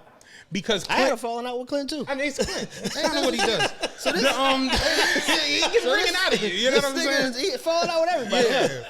But the issue, I want to tell that story. I had a real. the issue was he wanted me to like really take stand-up comedy serious. Remember, we was on the show. I was on the show with you, the joint at the World Cafe Live and shit. And I wasn't there mentally. I just wasn't there. Even though I had like moments and I did all right. You know what I'm saying? Getting on stage, but I knew I wasn't gonna be able to like dedicate. And I kind of really do respect the craft of it. Like I say it all the time, poetry and stand-up comedy, they are difficult because there ain't no music playing. There ain't no DJ back here. Like you got to get up there by yourself. You are exposed. And you can get exposed. And yeah, and I had, through the graces of God, I never got booed or no crazy ass shit, but I just wasn't in a place to really take it serious and make it my life. And because Clint was mad at you for that? Because Clint kind of opened the door, like not trying to be funny. My first show, I did really well, and the GM was like, "Yo, we want you back. Like, I want to see you." So basically, he's saying he got you on, and then you didn't take it serious, and then he got mad at you. Right, and then Bill Bellamy was fucking with us. It was a lot, and Clint emotional. Yeah, like Clint tripping. That's the kind of same thing that happened with me. Like this nigga you got to chill, bro. And we had a falling, but we came to a understanding of it. And I told him like I was on the tip, like I just respected it too much to get in and half-ass the shit. I get you. And I just wasn't there at that moment in life. And Clint was like, I'll never open another door for you. I'm like, no, I respect you. You know what I'm saying? Clint got to chill. He be getting too involved and too emotional. Our situation was a little different. I had went to LA, and I was filming a TV show at the time called, damn, I forgot a TV show I did. Family Time. 23 Jump Street or something? Yeah, it came on Bounce TV. It came on Bounce TV. Did it air? Yeah, it's on now. I was about to say, I've seen it. Yeah, it's called Family Time. So I'm filming the show. When I was in LA, naturally as a comedian, whenever you go to a different city, you want to get on stage. So I hit Clint up and I was like, yo, Clint, man, I'm trying to come, do your show, blah, blah, blah. He said, all right, cool, man, I get you on, blah, blah, blah, I get you on, blah, blah, blah. I'm like, all right, cool. So mind you, this is my first TV show I had taped at the time. So I didn't know how long you can be on set. So basically, I guess his show was at 8 o'clock. I got on set probably early in the day, but I was there closer. Like, basically, it was running over. I wasn't going to be able to make the show. So, usually, when you promoting a show and the act is not there, they usually call you like, yo, where you at? Yeah. So, don't get me wrong. I am wrong because I never reached out to let him know I wasn't coming. But you was on set. I was on set. So, but then he never called me to say, like, yo, you on your way or nothing. So, don't get me wrong. So you did a no call, no show. Yeah, no call, no show. I ain't gonna lie, I was wrong for that. Nigga, you're fired. They call that an AWOL. I ain't gonna lie. I definitely was wrong because I didn't call him. I didn't show up. I can admit to that. So I didn't hear from him the whole day. I didn't hear from him. Literally, probably a month later, I get a call from Clint out the blue, like, yo. First, yo, he was like, yo. I would appreciate that you didn't come to my show. You know how hard it is to get on shows in shows in LA and I pitch you on. You just didn't show up. So mind you, like I said, it's a month later. Yeah. So I'm like, nigga, what the fuck is that? It's a month later. You couldn't tell me this shit when I first happened. Yeah. He was like, I don't. It don't matter when I say. I can pick when I feel like expressing how I feel. I'm like, all right, Clint, man, whatever. Then he was like, yeah, because if you wouldn't have a career if it wasn't for me, that's what pissed me off. So then I was like, you know what, Clint, I'm not going to argue with you on the phone. Click, hung the phone up. And my mission was to see Clint face to face and whoop his motherfucking ass. When you tell me, listen, when you tell me I'm the reason for your career, I said, I'm not going to argue with you. Click, hung up the phone. At that moment, it was when I see Clint, I'm whooping his motherfucking ass. Mm-hmm. And when I tell you, I wish I can call her right now on air and let you know. Every time Clint was around, I was on my way to his show. One time he had a show in Philadelphia. I said, nigga, I'm meeting that nigga down at the spot. Mm-hmm. The show got canceled. Couldn't meet him. Second time, World Cafe Live was the show. I went in that room. I said, everybody get out. Everybody get out this back room. This was the show I was at? The show the one he did at World Cafe Live with the Reggie, with the dreads? With Reggie Conquest. Was Reggie on there? He did. No, it was me, you, him, the guy with the dreads, Ken Jones. Well, no. Scooter. I don't think it was that. No, I was about to say, did I perform? Yeah. Oh, then it wasn't that. Because I didn't perform. I came down there for that. I didn't come down there to perform. Okay. I came down there for a rumble. I came down there exactly for that. I told that. With the Mike Healy gloves. I came down there for that. I was like, nigga, I'm not playing. I told everybody to get out the motherfucking green room. Me and him gotta have a conversation.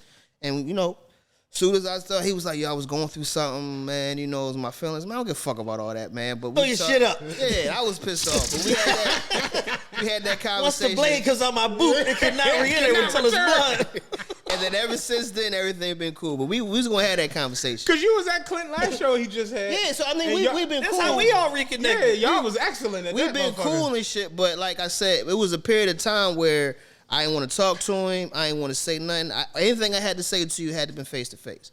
And it was something was gonna happen. Yeah, I think it's growing pains of just one, getting older, two, going through life and experiencing shit. And then, you know, being in this, like doing this where you're actually doing entertainment and media for like a living, you know, it can really have you to where you like burnt out, frustrated, Definitely. this, that, and the third. I totally understand it. And that was where I was just on the tip. Like my whole thing was Clint was a real friend. Like we were really cool. Like we were really all right. So I didn't want to leave that just like, nah, you know what I'm saying? Like, cause we was better than that. He's definitely a very emotional person. Cause me, I'd have been like, all right, nigga, whatever. Don't come back or whatever. I don't really care. Like I'm not as invested into certain things as certain people are. Like for me, I'm just gonna keep shit moving. So like I can't see myself being like if I give you the opportunity and you fuck it up, boom, like that's on you. Like even another example, just recently, I hired this dude as a videographer to do some work for me or whatever. And was Dan? No, I'm not gonna say. It's already starting like some Dan shit. I hired this dude some work for me, and like, you definitely can because he got fired. He definitely got fired. So I hired him to do the work, and he was like, "Yo, man, you know, before we even start shooting, he was like, "Yo, can we work out that payment?" And I'm like, "Dude, you ain't even do shit yet." He's like, "No, man, shit. I've been burnt a lot." I was like, "You know what? All right, man, take your money." Boom, gave him the money. So then he does another job for me, and then he's once again with the, "Yo, can you pay me up front?" Blah blah blah. I said, "Dude, I'm gonna send you a half. I'm not giving you all the money." Yeah, like that's how it works. Because you got my material now. Exactly. Like you do half of the work and you do it, but he just kept bugging me. And for me, I could have got like snapped on him. I said, "You know what, hun? Take this money." And then after we finished, I said, "Yo, I'm never gonna work with you again." So I could get mad and get like, "Oh, dude, why you did that? For what? Just give him this little bit of money. Got my stuff. I ain't gotta never talk to him ever again. Now I can hire Dan over here." You know what I'm saying? Yeah, Dan and L got a funny history. So because back when I first started, Dan, do they know Dan on here? Or they? Yeah, they know Dan. Okay, I got you. Got Dan. So Dan knows my brother. My brother and another guy named Rick. I would assume this is an older brother. Older brother, definitely older than me. And these three guys, they was together. This is when they first started doing video stuff or whatever. And this is when I first started comedy. So he used to do my flyers. And when I tell you every word on that flyer was misspelled or missing. Or missing. I'm saying Chad is a witness. I just seen the flyer. It said doors at 8. At 8:30, not the show. It said live tapping instead of taping. Yeah. I'm like, bro, like these. So it said it was whatever the comedy club was. It was like their frisked live tapping. Yeah, it was like some booty tang shit. Frisked live tapping. It was supposed to be first live taping. It said frisked live tapping. I said, bro, like. Who's performing with you? Well, we got Smooth Gilly on bass. That's funny. So I'm so glad that he's like recording and not writing shit down. Yeah, that is fucking hilarious. My whole flyer was bad. Talking some Photoshop don't got spell check, nigga. That's hilarious. Funny as bad. So shouts out to Dad, man. I appreciate his growth, man. For his growth in his business has been dope. Yeah, but no, the Philly comedy scene, like going to that last show where y'all was at, I really enjoyed it. And it was dope seeing just the growth in y'all as comedians. Because I remember you years ago, I tell you this, I'm just like, yo, Lawrence, remember I was like, Lawrence is fucking this shit up. Like, when the fuck did they be like, even Scooter, like his ability to control the crowd now, I'm just like, damn, Scooter really got good. And then Clint, and I'm gonna tell you what I like, he does like almost like the Paul Mooney shit where he's like stationary on the stool. And you know, like again, it goes back to what you like in comedy. Mm-hmm. So for me, if Paul Mooney's my favorite and he sits on a stool for the whole John, the Arnaz J is like, that shit is like watching tennis. I'm like, yo, this nigga's moving too much. So yeah, I love to see that, man. Like, Scooter's another one. I really enjoy watching comedians go from one point to another point and just see them getting better, see them working on their craft. Because, like I said, I'm not about the nonsense. I'm not about your story. Like, if you're going to get into the game, work at it and get better. That's all I want to see. And Scooter's one, Clinton's one. Like, I just love to see. It's funny because you said it earlier in this show. You was like, you learn the business before you learn how to be funny. Definitely. And that was one thing Clint said to me. Clint was like, you're naturally funny. And I had to learn how to be funny. True. So that was like kind of the frustration. And it's just like, yeah, I mean, I've been this person my whole life. But it's like I understand it now where it's like learning how to be funny and lean it's a lot of on your strong techniques. suits. Like, look at Kevin Hart. Kevin Hart used that being little nigga shit to like the greatest ability on the planet. Yeah. Like one of my biggest strengths is basically not being afraid to be on stage. Mm-hmm. That was one of my biggest things. I've never been afraid to be in front of people. I've always been pretty much cool in front of people, but it was actually finding the material and putting it together. So 90% of comedy sometimes is confidence. When you get on stage, like it's people where they could be on stage talking and they're not funny, but you're engaged because their confidence is like, yo, what is this dude saying? He's saying some deep shit, and you don't even realize that you're not laughing. So once you get part of that, it's like, boom, everything falls into place. You should run for Congress. Exactly. Yeah, like, so for me, it was like comedy career. I had to learn, not necessarily learn how to be funny. I had to learn how to structure a story and pick and choose when to put the funny in and when not to. So for me, when I see people like Clint that's able to sit up there and engage with people and able to bring people into his life and able to bring people into his emotions, I think that's dope. Someone like Scooter who's able to go from talking about working at the airports and now talking about he has a child and going into that material with that's dope. When I see people actually talking about things they got going on in life, that shit is dope to me because you're not just up there saying what you think the crowd thinks is funny. Like a lot of comedians, that's a problem that they have. And I had a problem with that when I first started. I was doing what the crowd thought was funny. Like, I was acting like Kev when I was on stage. And I ain't even gonna lie, everybody knows they used to call me Little Kev. I was mimicking him and had his mannerisms and all that type of shit like that. It's because I didn't know my funny. I had to find my funny. So a lot of comedians, when they find that they're funny just being themselves, that's when shit starts to blow them. And Scooter's doing that. Clint's doing that. From Chanel, Renee, all these comics in Philadelphia, they're definitely finding their stride and they're hitting it right now. And it's dope. No, that's real. What are the best and worst parts of being a comedian? Shit. The best part for me is that 45 minutes that I'm on stage. Everything else is a nuisance. It is, man. I always tell promoters, man, you're not paying for me to perform. You're paying for my inconvenience. Cause I gotta get up, I gotta travel, I gotta have 3 bags with me. Like, it's the process of it is I love seeing a project go from here to here. Being able to venture off into different projects through comedy, which comedy has. I wanted to talk about some things that I got coming out too. Comedy Kev is a prime example for that. Being funny has taken him to different avenues, to be able to write books, has been able to have liquor, to be able to have Kev has a goddamn AP sneakers partnership. Like, it's just so many different things that he's able, that all started with him being funny. Same thing about Tyler Perry. He always tell you, work on one thing and be great at that, and then everything else will come. Yeah. So being a great actor, working on that first movie allowed him to get a studio in Atlanta, allowed him to have all these different movies. But originally it was one play that he wanted to get out. Boom, get that out done first, and then everything else will fall into place. Yeah. And the same thing for me, like being funny for so long and being able to be business savvy has allowed me to venture off into different projects. Yeah. So allowed me to brand different things and have all these different things going on in my life. And all that came from just working on being funny. Working on 5 minutes, then 15 minutes, then 20 minutes, then 25, 30, then having a full hour. Just working on that, and then it gives you opportunities because people see, okay, he's working, he wants to do that. He said something on stage, you can brand that off into doing that. And, things work in that nature. So for me, it's always about the craft first, and then build on that, and then you'll be straight.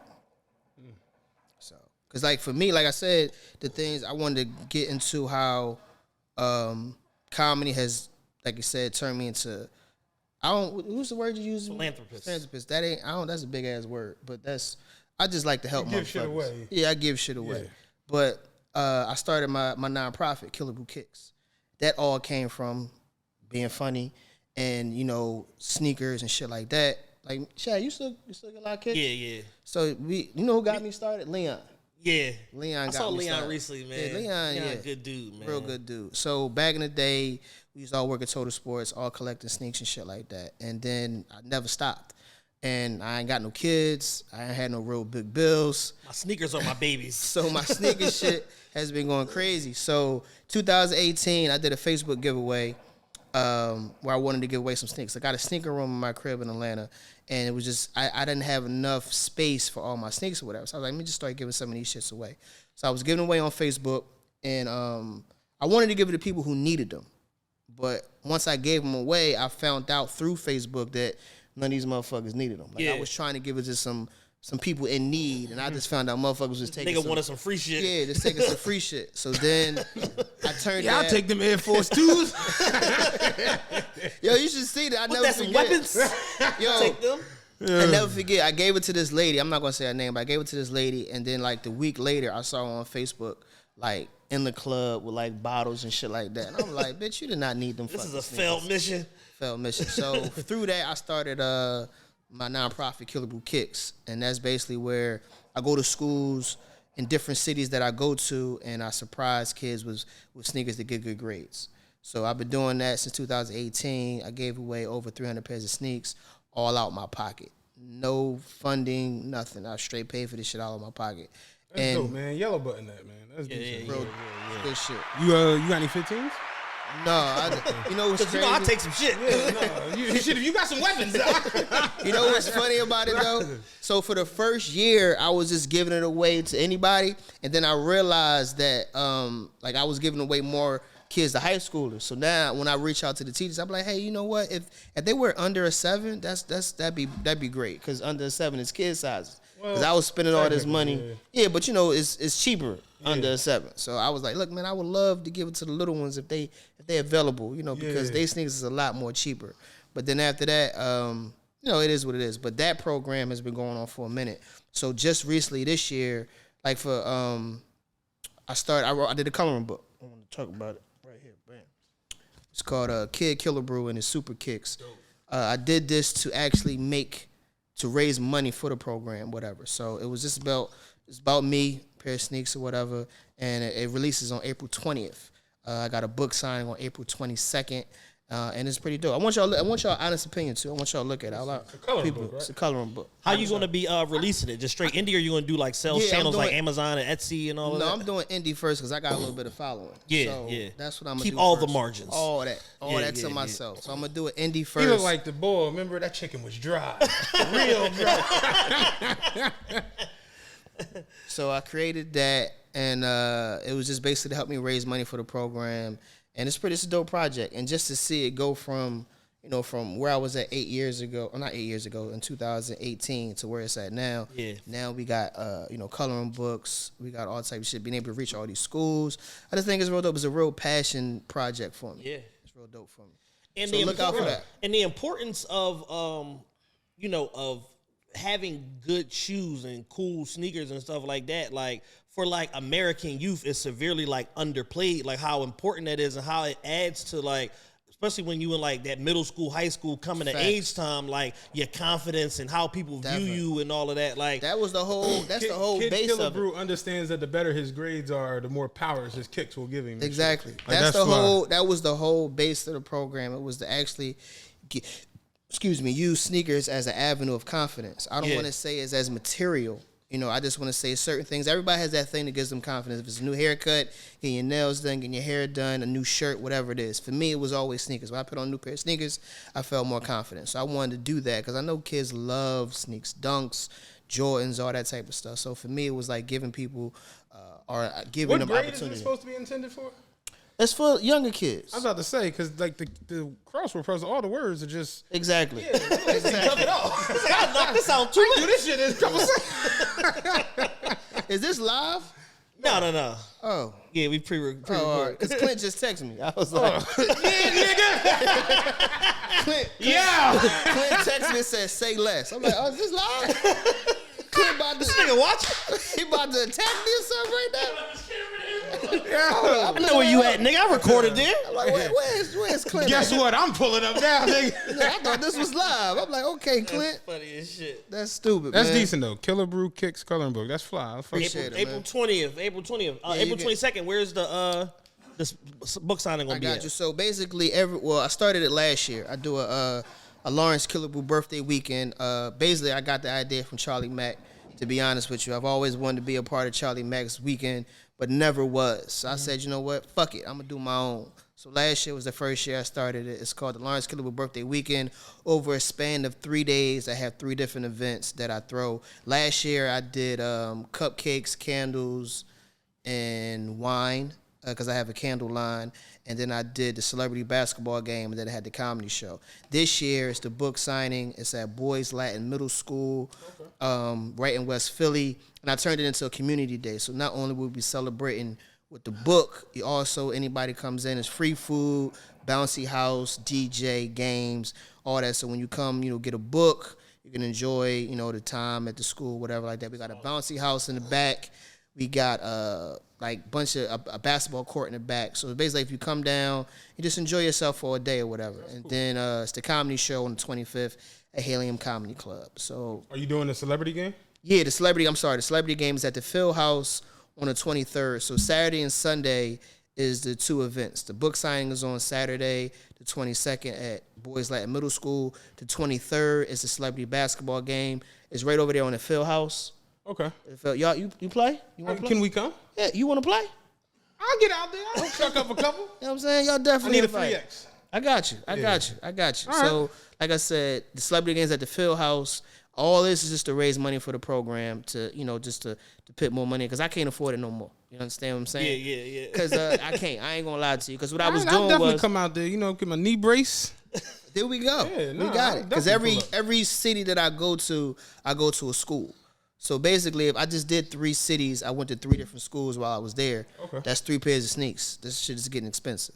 So like I said, I'm just trying to find ways to raise money. So every dollar that you spend, it goes directly to the program. So Saturday and Sunday's the celebrity game, and then Tuesday is the show at Helium. The reason I did it on Tuesday because I used to have Tickle Me Tuesday back at the Laugh House. So I always bringing it back. Always do my birthday show. Is it just gonna be you, or you gonna have like a bunch? No, it's kind of something like what Clint did. Okay. But bigger people. You know okay. I know more people than Clint. So I know more famous comedians. No, that's fine. I fuck with that. Yeah, I pull up to the Helium joint for sure. And the game. I definitely want to say. I like shit like that, man. It's always decent. Chad, you don't play ball, do you? No, I'm terrible. I'll coach. I'm also terrible, but I'm getting out. You know what I'm saying? I used to play back in the day. Man. Last year I had a lot of people come out. Last year I had Flip. I had some people from the show Power. Some people. Yeah, I seen it last year. Oh, you did? I was about to say Flip De Niro. Flip Murray. Who else was out there? God damn it. I remember. What's it? Funny Boy Quill. Yeah, you Funny had Boy Quill come. Do It Look Like I Give a Fuck was out Yeah, there, right? G Funny was out there. Who else I had out there? I had some football players from the Saints and from the Eagles. And I had a lot of local ball players and stuff like that. It was pretty dope. It looked decent. Yeah, I'll definitely pull up. Looking forward to it. Yeah, that's cool. Make sure y'all check out the coloring book too, man. April 20th release. You can pre-order it right now at comedyhustle.com. Matter of fact, all the information is on comedyhustle.com. That's my my brand right there. Y'all can check it out. Oh, I also bring y'all gifts too. Oh yeah, the grease. Oh, I got you. It's not grease. The grease. It's not. I started. Wait for you to mention the I grease. got it. I started I started a candle line 2 years ago. It's been very successful. Okay. It's called Comedy Hustle Candles. Also, all the information is on my website, comedyhustle.com. I have 5 different scents right now, and these are 2 I brought down for y'all. Y'all can put them somewhere. Okay. Let me know what y'all think about them. They're pretty dope. Taking us home. Nigga bought gifts. He beat me here. Yeah, like really. On time about that. So yeah, this thing. It's the Lawrence Killebrew birthday weekend, April 22nd to the 25th. All the information is on comedyhustle.com. Check it out if you want to pre-order a coloring book. Trust me, it's a very quality coloring book. You can get that at comedyhustle.com as well. All the information is there, man. Philadelphia, please come on, support your boy during that weekend. Definitely. Real shit. Definitely. Let's How get can back- I get tickets? Everything on there, on the website. Oh, and it's not even expensive. You can get the whole weekend for under $40. You know what I'm saying? Oh, I man. try to make it feasible for people out there. Because the book signing is actually free. The show is in that too for the 40? All that's in there. All Man. that's in there. If I wasn't getting in for free, I would I would have taxed these guys. yeah, we would have hit these If I was niggas your over agent, there. I'd have taxed you. I think the show is $20. The basketball game is $10. And if you buy, you got to pre-order a coloring book, and the coloring book is $15. If you pre-order a coloring book, the event is free. It's not like you got to pay to get in, but you just got to purchase a coloring book or already have purchased one, and you get in for free. Yeah, I ain't no way. I'd have hit that's $1.50 worth of shit easy. And every event, If I was your agent, I'd be calling you on the big phone. Big ass nigga. and every event $40. it has free food, man. I don't want to charge nobody for no food, so you come down there. We got snacks, we got hot dogs, we got burgers, we got all that type of shit. All That's that shit what's is up, free. man. This is actually It decent, is. man. It's dope, man. Like I said, I got the idea from Charlie Mack. Everything, to be honest with you, everything that I've done is, like I said, it comes from somebody else, me seeing something and like, all right, I want to do that. So I remember that was one of the dopest weekends I've ever seen in my life, Charlie Mack, Celebrity Weekend and shit. And I was like, man, I never played in this game. I was like, man, fuck it, I threw my own game. So I did, and that's basically why I did it. And it's pretty dope. I'm looking forward to it, too. Yeah. Nice to see you didn't take the tradition of niggas having weekends and charging through the roof. Oh, no. I want people to come out, man. I know shit is hard out here, man. I want people. Zoe weekend was $3,000. That shit was real. Jesus. Yeah. Because I'd rather, to me, it's not always about the money. I mean, I want people to have a good time. Like, I'm going to make my money regardless. Like I said, I work outside of this. So for me, it was more so like seeing people come out and enjoy themselves and have a good time, to be honest with you. Couple more questions, and we're gonna do some rapid fire before we get out of here. What's your best memory from the Laugh House? Shit, Miss Mona. Miss Mona. Clap that up, Miss Mona, man. Miss Mona is shit. I ain't got emotional a little bit as soon as you said it. If y'all don't know, Miss Mona was the manager of the Laugh House. I actually got a tattoo, her initial tattooed on my arm, right there. If I don't know if y'all can see it. Not the whole thing, it's the initials. Yeah, it is. Okay. It's actually my mom, my grandmom, and Miss Mona. Okay. They both are the most important women in my life. So, yeah, she was the one who gave me that business mind. Like, she used to sit down and talk to me. She was like, yeah, you're not like these other dudes. You're not worried about, certain things. And she put that in my mind of how to be a professional comedian from day one. She was like, I see a lot of cats come through, they just worried about girls, they worried about this and they worried about that, but you always come down on some business type shit. So her putting that in my mind has carried me this far. So without her, you know, I don't think the Laugh House would have been. And you see what happened after she passed away. The shit went down in smoke. Yeah. I mean, Quick. so for me, quick. Yeah. So for me, she was the heart and soul of that place. Always will be. Without her, there is no Laugh House. Laugh House was a good ass time. Great They used to have place. a lot of like little Great joints, place. man. And it still hurts me to this day how they fucked that up, man. How they fucked it. Like they literally fucked that place up, and it was in a great location. Yeah. It was a great venue, and it was like to fuck that up. The only urban club in Philadelphia, and to fuck it up. So for me, that was probably my greatest memory of the whole club. Yeah, definitely. Shit. Did you ever come in contact with Patrice O'Neal? Yeah, I did. Patrice, he was it was twice. He did a show in Philadelphia, and I went to that show, and I was going to book him to do Tickle Me Tuesday one time because he came down there with Will Vince. He's like, yo, I like this, man. It's dope. Nah, me was in the talks about getting him to come down, but it never, like, panned out with his schedule and shit. But never really, like, on some one-on-one type shit. Like, when I was in the green room, he was in there. I was talking to him, blah, blah, blah. That's when I knew, that night is when I knew Kev was special. Because they did a show, Keith Robinson was douching the show. And when I tell you Patrice O'Neal went up on that stage, and he did something I've never seen done before. He got 2 standing ovations in the middle of his set. Like one in the middle, and then when he finished it, he got another one. I've never seen that done. And then Kev went up there and still held his own. And that's when I knew Kev was special from doing that. But outside of that, I've never really like talked to him or like, had like a conversation like that. Yeah, Patrice O'Neal was nuts. Like Crazy. He was insanely good. That's another guy where ability comes into, like, Richard Pryor is the GOAT, but you cannot tell me that his ability is not on You that remember level. the show The Green Room? Yeah, I remember. You watched that episode with Roseanne and them, and I mean, I'm not Roseanne, Bob Saget Facts. and Patrice. You watched that and you realized, like, yo, his off the cuff ability Is to amazing. not just be funny, but like leave you stuck. And the timing. He kept fucking them up on The stage. timing he has is amazing. To able to know when to say it, when to allow the crowd to talk or to laugh, and then hit him again is really dope. Yeah, Patrice O'Neal was crazy good.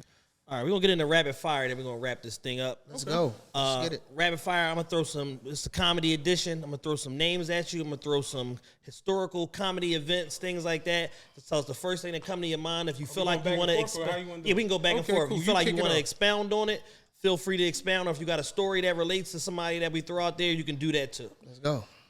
Dick Gregory. Amazing. I've never seen him perform, but he's amazing. I've never seen Dick Gregory perform a day in my life. Really? Never. Wow. Never. But there's just from how I've only seen clips of him talking. And just that alone can tell me that he's an amazing person. I actually saw him perform. It was kind I've of never seen that. First District Plaza. He was with Paul Mooney and shit. Yeah. Red Fox. My favorite comedian. One of my favorite comedians. Richard Pryor. The GOAT. George Carlin. Not a big fan, but he's definitely amazing on stage. He's one of those, his honesty is impeccable. Doesn't make me laugh as much as others might, but I respect his talent. Eddie Murphy. The GOAT Part 2. Christopher Rock. One of the greatest naturally non-funny comedians you ever meet in your life. I think his ability he's learned how to be funnier than anybody that's doing comedy ever. I can respect that. The Kings of Comedy. The greatest tour ever. I think that was a moment. I still remember when I went down to Delaware Avenue and with my man Sherrod and we watched that movie. And you know it's funny when you come out and you doing their jokes and shit. I think that tour was the greatest comedy tour ever. I don't think it could be duplicated. I don't think it could ever be 4 comedians on the same stage with that much impact ever. I think it's the greatest tour, period. It is nuts to think that it was really like a successful comedy tour in real live like arenas, and then it became a successful movie. Like, that's ridiculous. That don't make no fucking sense. That's Definitely. nuts when you really think about it. God damn. My man, Damon Wayans. Underappreciated. I think Damon Wayans is definitely one of the funniest dudes ever. I think one of the specials from back in the day were amazing. I definitely don't think he gets the respect that he deserves. Definitely underappreciated. Kevin Hart. A rock star. He's definitely the definition of someone who is a true superstar. From being likable to being talented to killing interviews to killing movies. He's definitely a total package. I don't think he's the funniest comedian out there, but he has the total package. Dave Chappelle. The GOAT Part 3. Carlos Miller. Carlos is super dope, man. What's the best word I can use for Carlos? Unapologetic. I love that Carlos did what he's doing and more the way he wanted to do it. He is the epitome of somebody who said, I'm going to find my audience and I'm going to cater to my audience. I'm going to stick to that. So, yeah, I would say that about Carlos. Kountry Wayne. Opportunist. He took the internet by storm, and he took something. He took lemons and made lemonade out that motherfucker. You know what I'm saying? He's killing it, making buku money, and he saw what his lane was, and he rode that motherfucker. Don't care about nobody. What nobody got to think about it either. Lou Young. I don't know who that is. He does the skits on Instagram. He does all of the like the culturally relevant skits. Like he just did the power. He did the Deion Sanders skits, and then he just did. Oh, is that the dude? He got a lot of tattoos on him. He got some tattoos. No, is he black or what? He black. Like light skinned black guy, lower Yeah, hair. yeah, yeah. Look like you a little bit. He do the shit with like he reenact. He reenact Oh, shit. Yeah. He did the one joint that blew up was when he did the dinner from Why Did I Get Married? Yeah. And he do the joint. He just did the joints from BMF. Right? shit. Yeah. That girl, she was like Charles. Why you doing that, Charles? Yeah, he. I didn't know he was a comedian, What you man. say? I got the chain and I'm covered in blood. Put two and two together, bitch. Yo. Yeah, dude, funny as shit, man. I didn't know he was a comic, but I definitely respect his craft of creating these skits and making them as funny as he Listen, do. I'm gonna tell you. Well, he got one joke where it's not even him talking, and it's just so funny. It's him basically playing on like when niggas get dressed up. And they be too cool. Oh, yeah, and he get out the truck and the music play, and he don't know which way to walk, so he gotta keep turning. You know the ones I love? I definitely love what he do when he the basketball ref. Yeah, He got the whistle. He be like, I used to do that back in the day, baby. You know what I mean? Yo, I do. I fuck with to dude. me, he's one of the funniest Instagram. I don't laugh at a lot of Instagram shit. Gotcha. He finds the funny in every that situation. nigga is funny Yeah, as he hell. definitely is dude. I didn't know he was a comic though, but I definitely enjoy watching his remakes of different scenes and shit like that. So yeah, I think he is dope. I never knew his name, but that's dope. Druski. I think another opportunist. I think he took advantage of the fact that people find him entertaining. Mm-hmm. He took advantage of the fact that people find his commentary entertaining. So he ran with it. I love somebody who can own in on what it is that they do well and then make money off of it and make a career out of it. It's funny just the fact that you put them two next to each other on the list. The thing with Lou Young, I laugh at everything he does. Druski, for me, is like if I either don't laugh or I'm laughing hysterically. Right. So there's like no middle ground. You Like know? I laugh more at the shit the shit what he do with the lives. Exactly. Like I laugh at the shit he say to people. Right. Like more so Right. not the shit that he does. Like the skits sometimes they like it miss a little bit, but when it hit, it like super hit. Like he got ones I saw him doing like a car salesman or some shit. Like I didn't really find that. But then he got the joint where like his chick, her ex nigga buy her a bust down Cuban for her birthday, and he outside the party smoking a cigarette. Like no, go enjoy your shit. Yeah. That nigga, yeah. He got shit that make you laugh. But I am a little jealous though. He got a lot of shit I want, man. He got like a lot of sneaker deals and shit. Oh, yeah, I'm a little yeah. jealous of that, but it is that visibility, man. So yeah, I definitely think it's another person who took an opportunity and ran with that shit. Last one, HaHa Davis.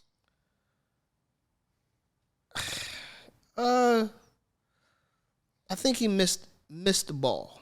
I would say that. I think he had an opportunity to go further with it. I don't really know what he's doing, but I just don't really see him as much.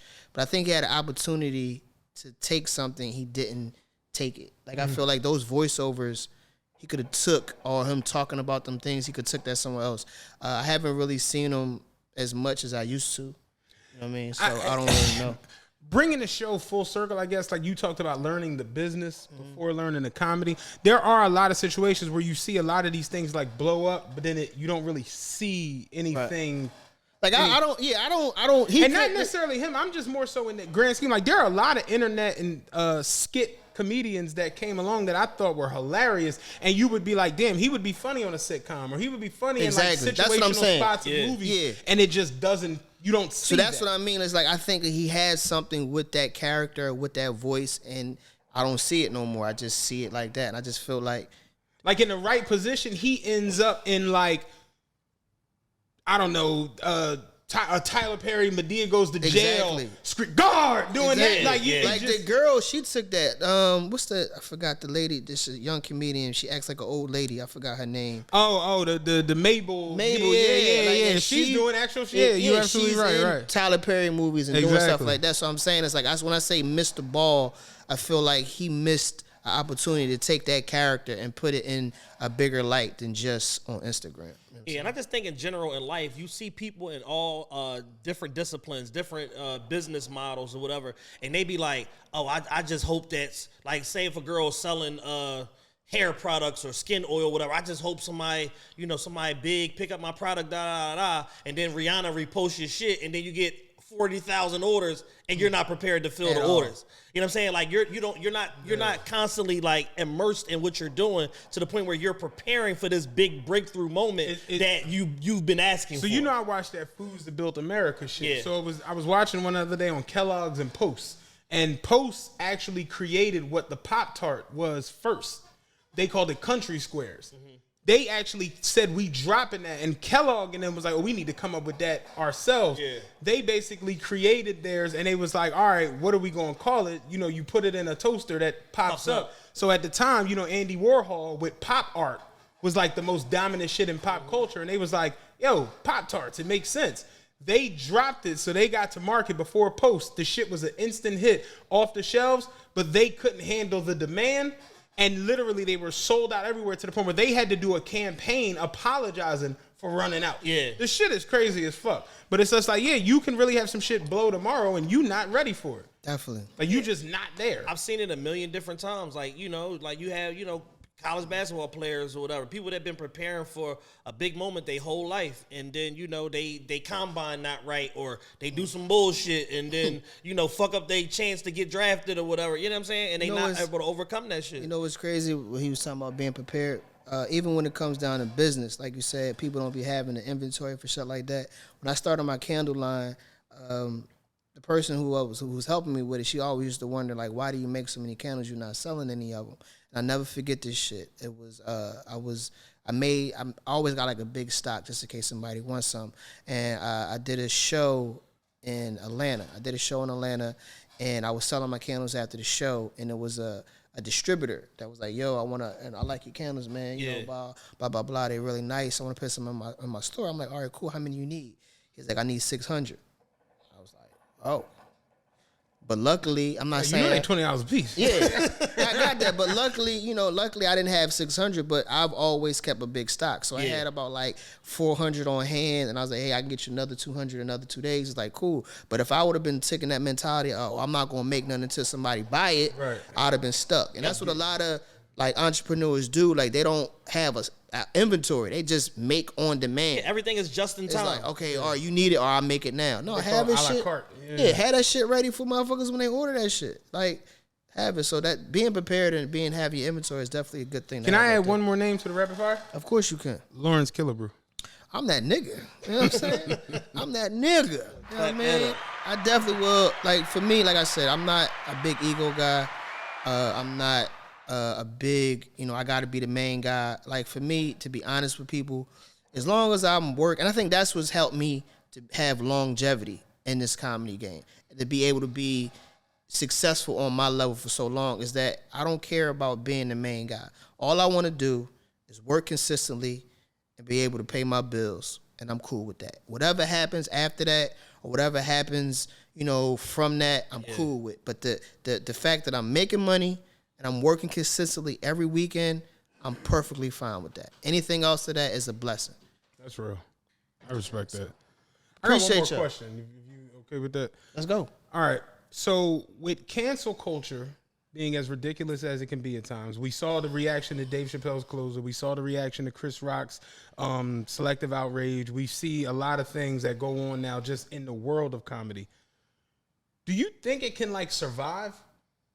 When you got people like Damon Wayans that are just like, I'm not doing this shit no more. When you got like people that are like, you know, stepping away from it and just like, I'd rather pursue other shit. Do you think stand-up comedians are going to still have that First Amendment freedom of speech? I get up here and can do what the fuck need be done? Or do you think they're just going to get to a point of like, okay, every time somebody drop, it's a problem? Well, it's always going to be a problem with something. But my thing, what I think comedians should do is build an audience. Build an audience that supports you. Then you can't be canceled. Dave Chappelle has built an audience who support him. So no matter what he say, that's real. He's literally going to be able to still go somewhere and sell out a show. So once you find a core audience that rocks with you, fuck cancel culture. Like I've literally, I've never seen some shit like this done before. I've literally, Dave Chappelle was in DC. We was doing a show. He had stopped in the DC Improv. We was in the back just talking blah, blah, blah. Dave Chappelle said, yo, I'm about to go on the road real quick. I need some money. Called his agent up and said, yo, book some shows, blah, blah, blah, blah, blah, blah, blah. And then put them on sale and they sold out.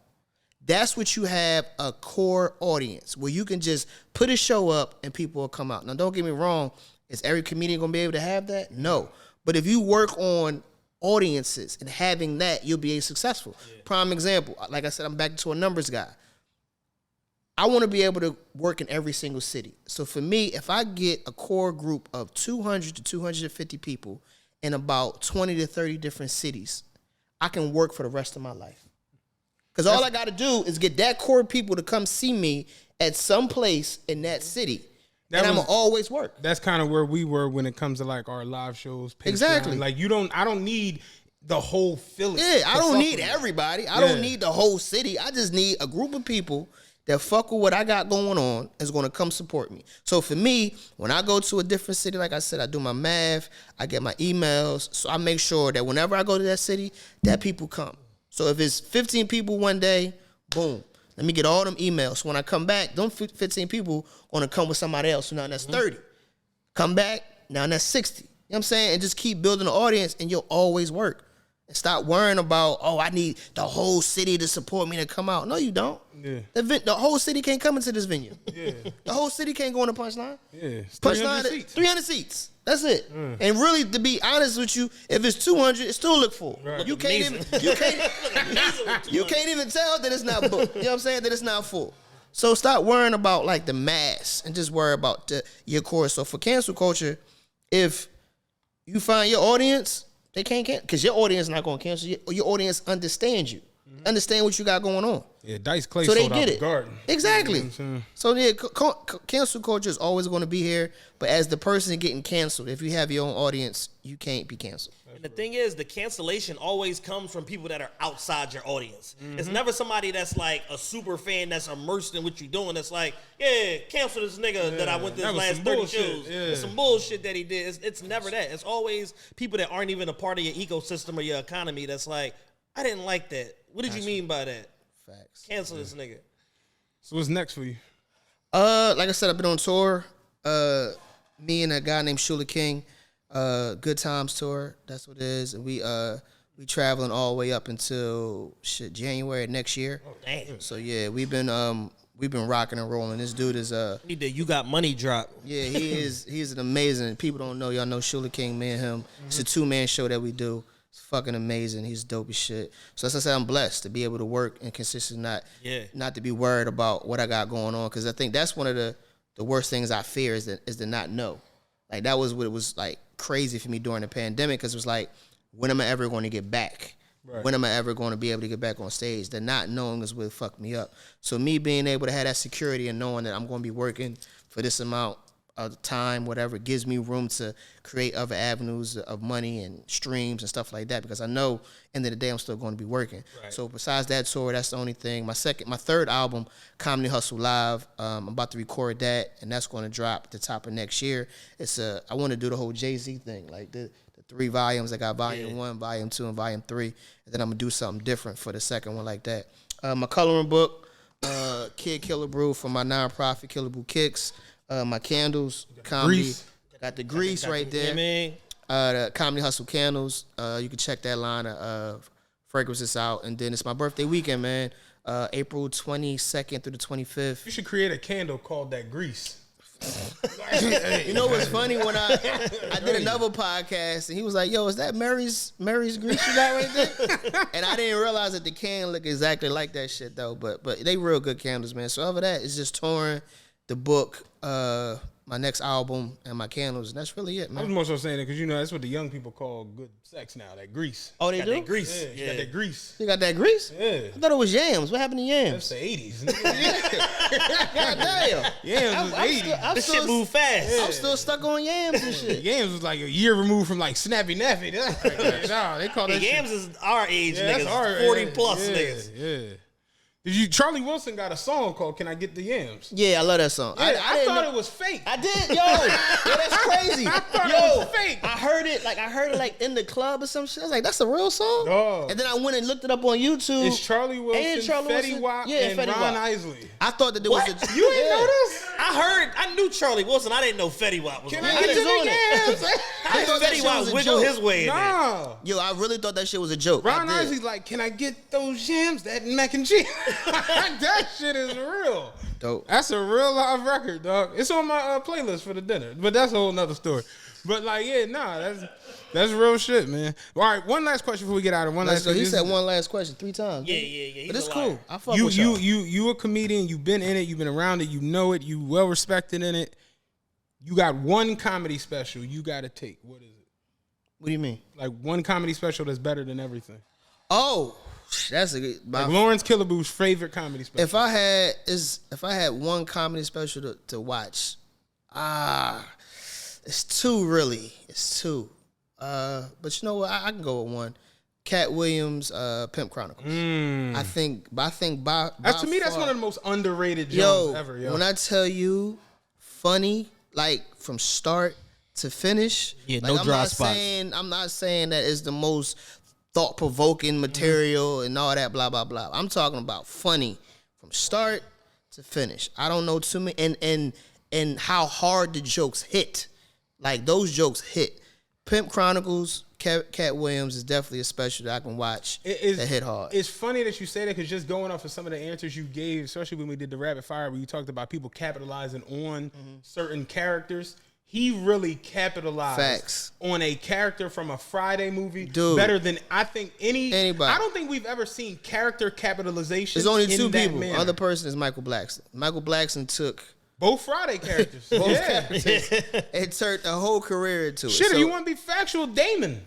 Terry Crews Oh, from yeah, Friday yeah. too. Like Definitely. that's kind of nuts because he became Definitely. that overly strong, greasy nigga in everything for that little run. So yeah, Facts. thanks. Yeah, Cat Williams really ran. So the yeah, fuck if up I with had the pimp one shit. special to watch, it would definitely be Cat, and then the second one would be Robin Williams' Baby Kids. I think those 2 right there are my 2 favorite ones. Somebody ever the to other watch. day actually hit me and was like, "Do you think if Robin Williams died, that Bernie Mac would have became Bernie Mac?" And I'm like, it is an interesting thing. Robin Harris. Robin Harris. Robin Harris. You said Robin Williams. I did say that. But you talking about I don't Baby remember. Kids. Oh yeah, Robin Harris. My bad. I'm sorry, Robin Harris. But she was asking me, do I think if Robin Harris passed away that Bernie Mac would have True. still? And I'm like, yo, it is wild when you really, really do like think about it. Yeah. Robin Harris and Bernie Mac low key similar. was like the same person. They're similar, Think the about same this. person. Robin Harris is Kid's dad in House Party. He dies. Bernie Mac is Kid's uncle. And becomes the same person. I never even realized When you that. think about Bernie Mac's show, the Bernie Mac show, it's really a live action Baby's Kids. Yeah. True. It's crazy as shit when you really there. I'm just like, That man. those 2 right there. It's a couple other ones that I like, but out of those 2, I think Cat Williams special was like that will always be in my top 5 of specials ever to watch. Period. Do you have a favorite comedy special? Eddie Murphy Raw. Are you serious? Dead serious. Eddie Murphy Raw. I was gonna ask you an Eddie Murphy question, but Because of all of the imagery, the build up, where he was at the time, and all of I that. get you. What's the question? Go ahead, ask it. when you say Eddie Murphy GOAT times 2, remember we did the whole joint? Yeah. How do you feel about people who because comedy is a universe. It's not just one thing. But there are a lot of people who like Eddie kind of just did his 2 stand-ups and then you just never seen him do like big stand-up ever again. And I've seen people in recent history, like especially, the revisionist history, like why do we keep putting Eddie Murphy on this stand-up list with people who really, really did the stand-up shit like Martin and Richard Pryor and I'm like, yeah, that's easy to say, but you gotta understand something. Delirious and Raw was like, he hit 2 grand slams. Like, no bullshit. Delirious and Raw was like ready to die in life at the That's what I was about to say. Like, I was literally about to say that. I was literally about to say like those 2 specials is like Ready to Die. It like those 2 albums put Biggie in the top tier rappers of all time. Forever. So those 2 specials put him in that. But then anybody who knows Eddie Murphy who's been around him knows he is by far the funniest person you've ever been around. It's not even a question. I've been around him twice. And when I tell you, I'm talking about effortless. Effortless. Like, it's effortless funny. And he's the funniest dude I've ever been around. Just on some just like talking type shit, funniest shit, and his movies, his cadence, his everything. Like, there's no way you can't put him. I don't give a fuck if you drop one. The way he produced those 2 and put that material out there, he's going to always be in the GOAT. If I have to take one comedy special, and I know everybody that listens to the show knows I'm a Paul Mooney fanatic, but I like no bullshit. I can remember the energy in my house the night we all sat. My mom, my dad, my sisters, everything. When Chris Rock, Bigger and Blacker dropped, Facts, nigga, because he did it at the Apollo. It was just like perfect storm. Because remember, he came off of Bring the Pain and he had the show. True. When Bigger and Blacker dropped, oh my god, like that shit was like, yo, Chris Rock is like a fucking superstar. Like that, like Bigger and Blacker was like my Joan growing up. And I got another one, Patrice O'Neal, Elephant in the Room. That's a very great one. That's a very underappreciated. That's one of those ones where it was like the slow cookers in it.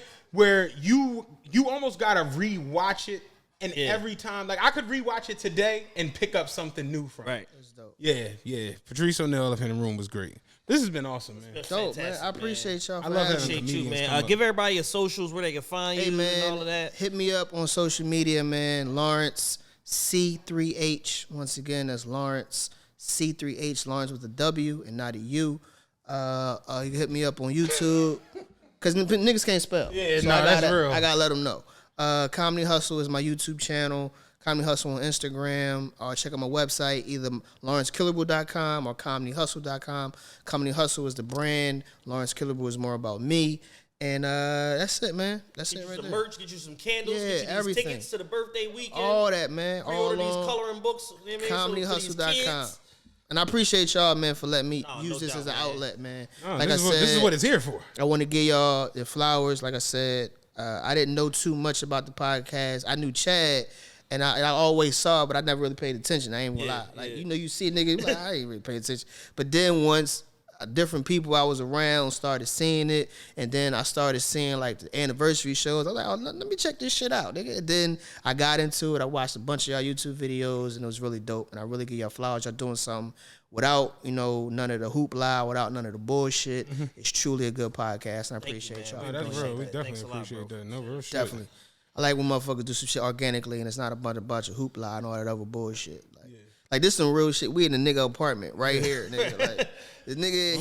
We got some this meetings. We real trying to get shit. some hoopla going. Like, we trying to get some hoopla. looking for some We looking for some hoopla. Like nigga, this some real shit right here, man. Like that's nigga, real. whatever. This is real shit. Nigga, bed not even made. Like, I walked there and said, damn, nigga make your bed. Nah, nigga, go ahead and do your little Sit interview. the fuck nigga. over there. This nigga. Shit dope, man. Appreciate y'all for having me. That's real. Real talk, Appreciate man. you, bro. TRPE, Chad, Matt, Big Dan, Lawrence We out. Killebrew. We out. Peace.